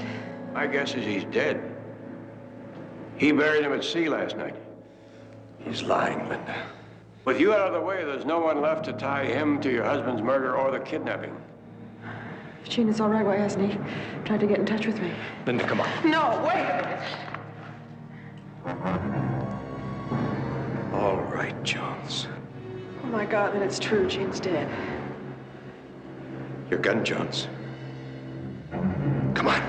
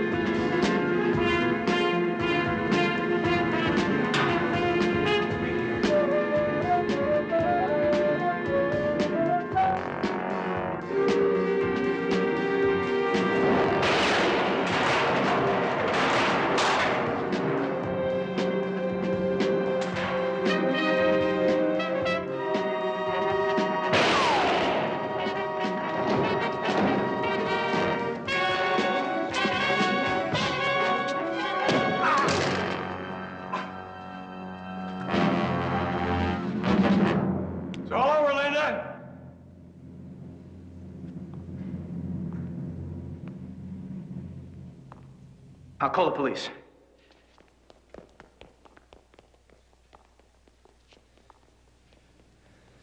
There's still a chance, Linda. Without your testimony, they have nothing. You really think that I would? But you'll be implicating yourself, too, in everything. No, my only crime is having kept quiet. The Sayers' child, Linda. He's still alive, isn't he? Yes. He was just so helpless, and Jean and I kept him hidden for a while, and then we drove him up to Oregon and put him up for adoption as if he were our own child. Oh, what do you know about that?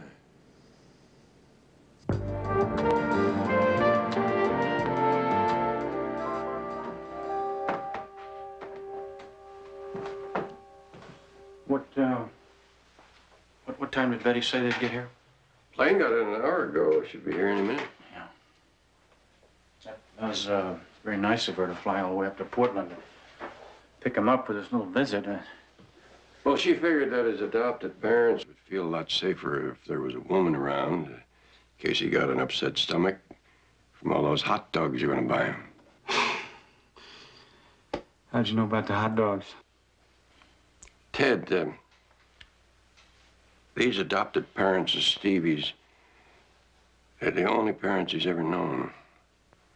He loves them. No, I know, Barnaby. I don't expect any miracles here. You know, I just want us to get to know each other again and see him once in a while, you know? I don't think you'll have any problem. Barnaby?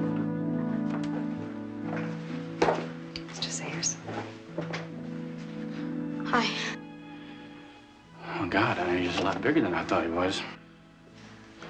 He's 13. You have to be hungry, though, I guess. Are you hungry?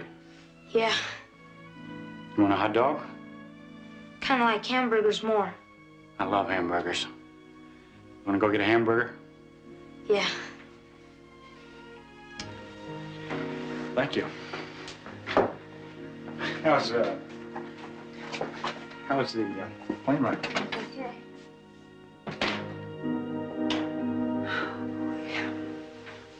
I'm going to cry. One of you ready? For what? Well, I thought you wanted to drive up to the lake this afternoon and go fishing. Great idea. I gotta make one stop first. Okay. You fellas drop me off. I'll take a cab to the airport. Sure will.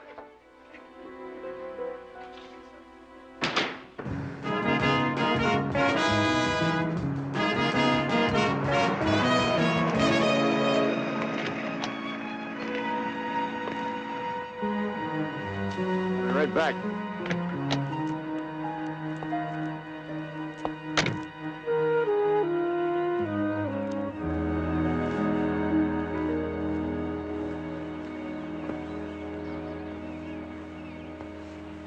Sorry I'm late. It doesn't matter. Well, what's the news? I just talked to Dan's lawyer. The wheels are in motion for his release. It shouldn't be long now. I'm so happy for Dan. What about you? I don't know. I just don't know. Dan needs all the breaks he can get now. It's just that we've been apart for so long. But you can change all that in a day. In an hour. Do you think after all I've been through that he'd still want me? Yes, I do.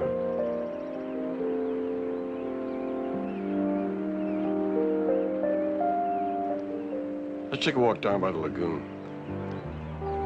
Talk about plans for you and Dan. Maybe there's some way I can help. JR, did you really want to go fishing?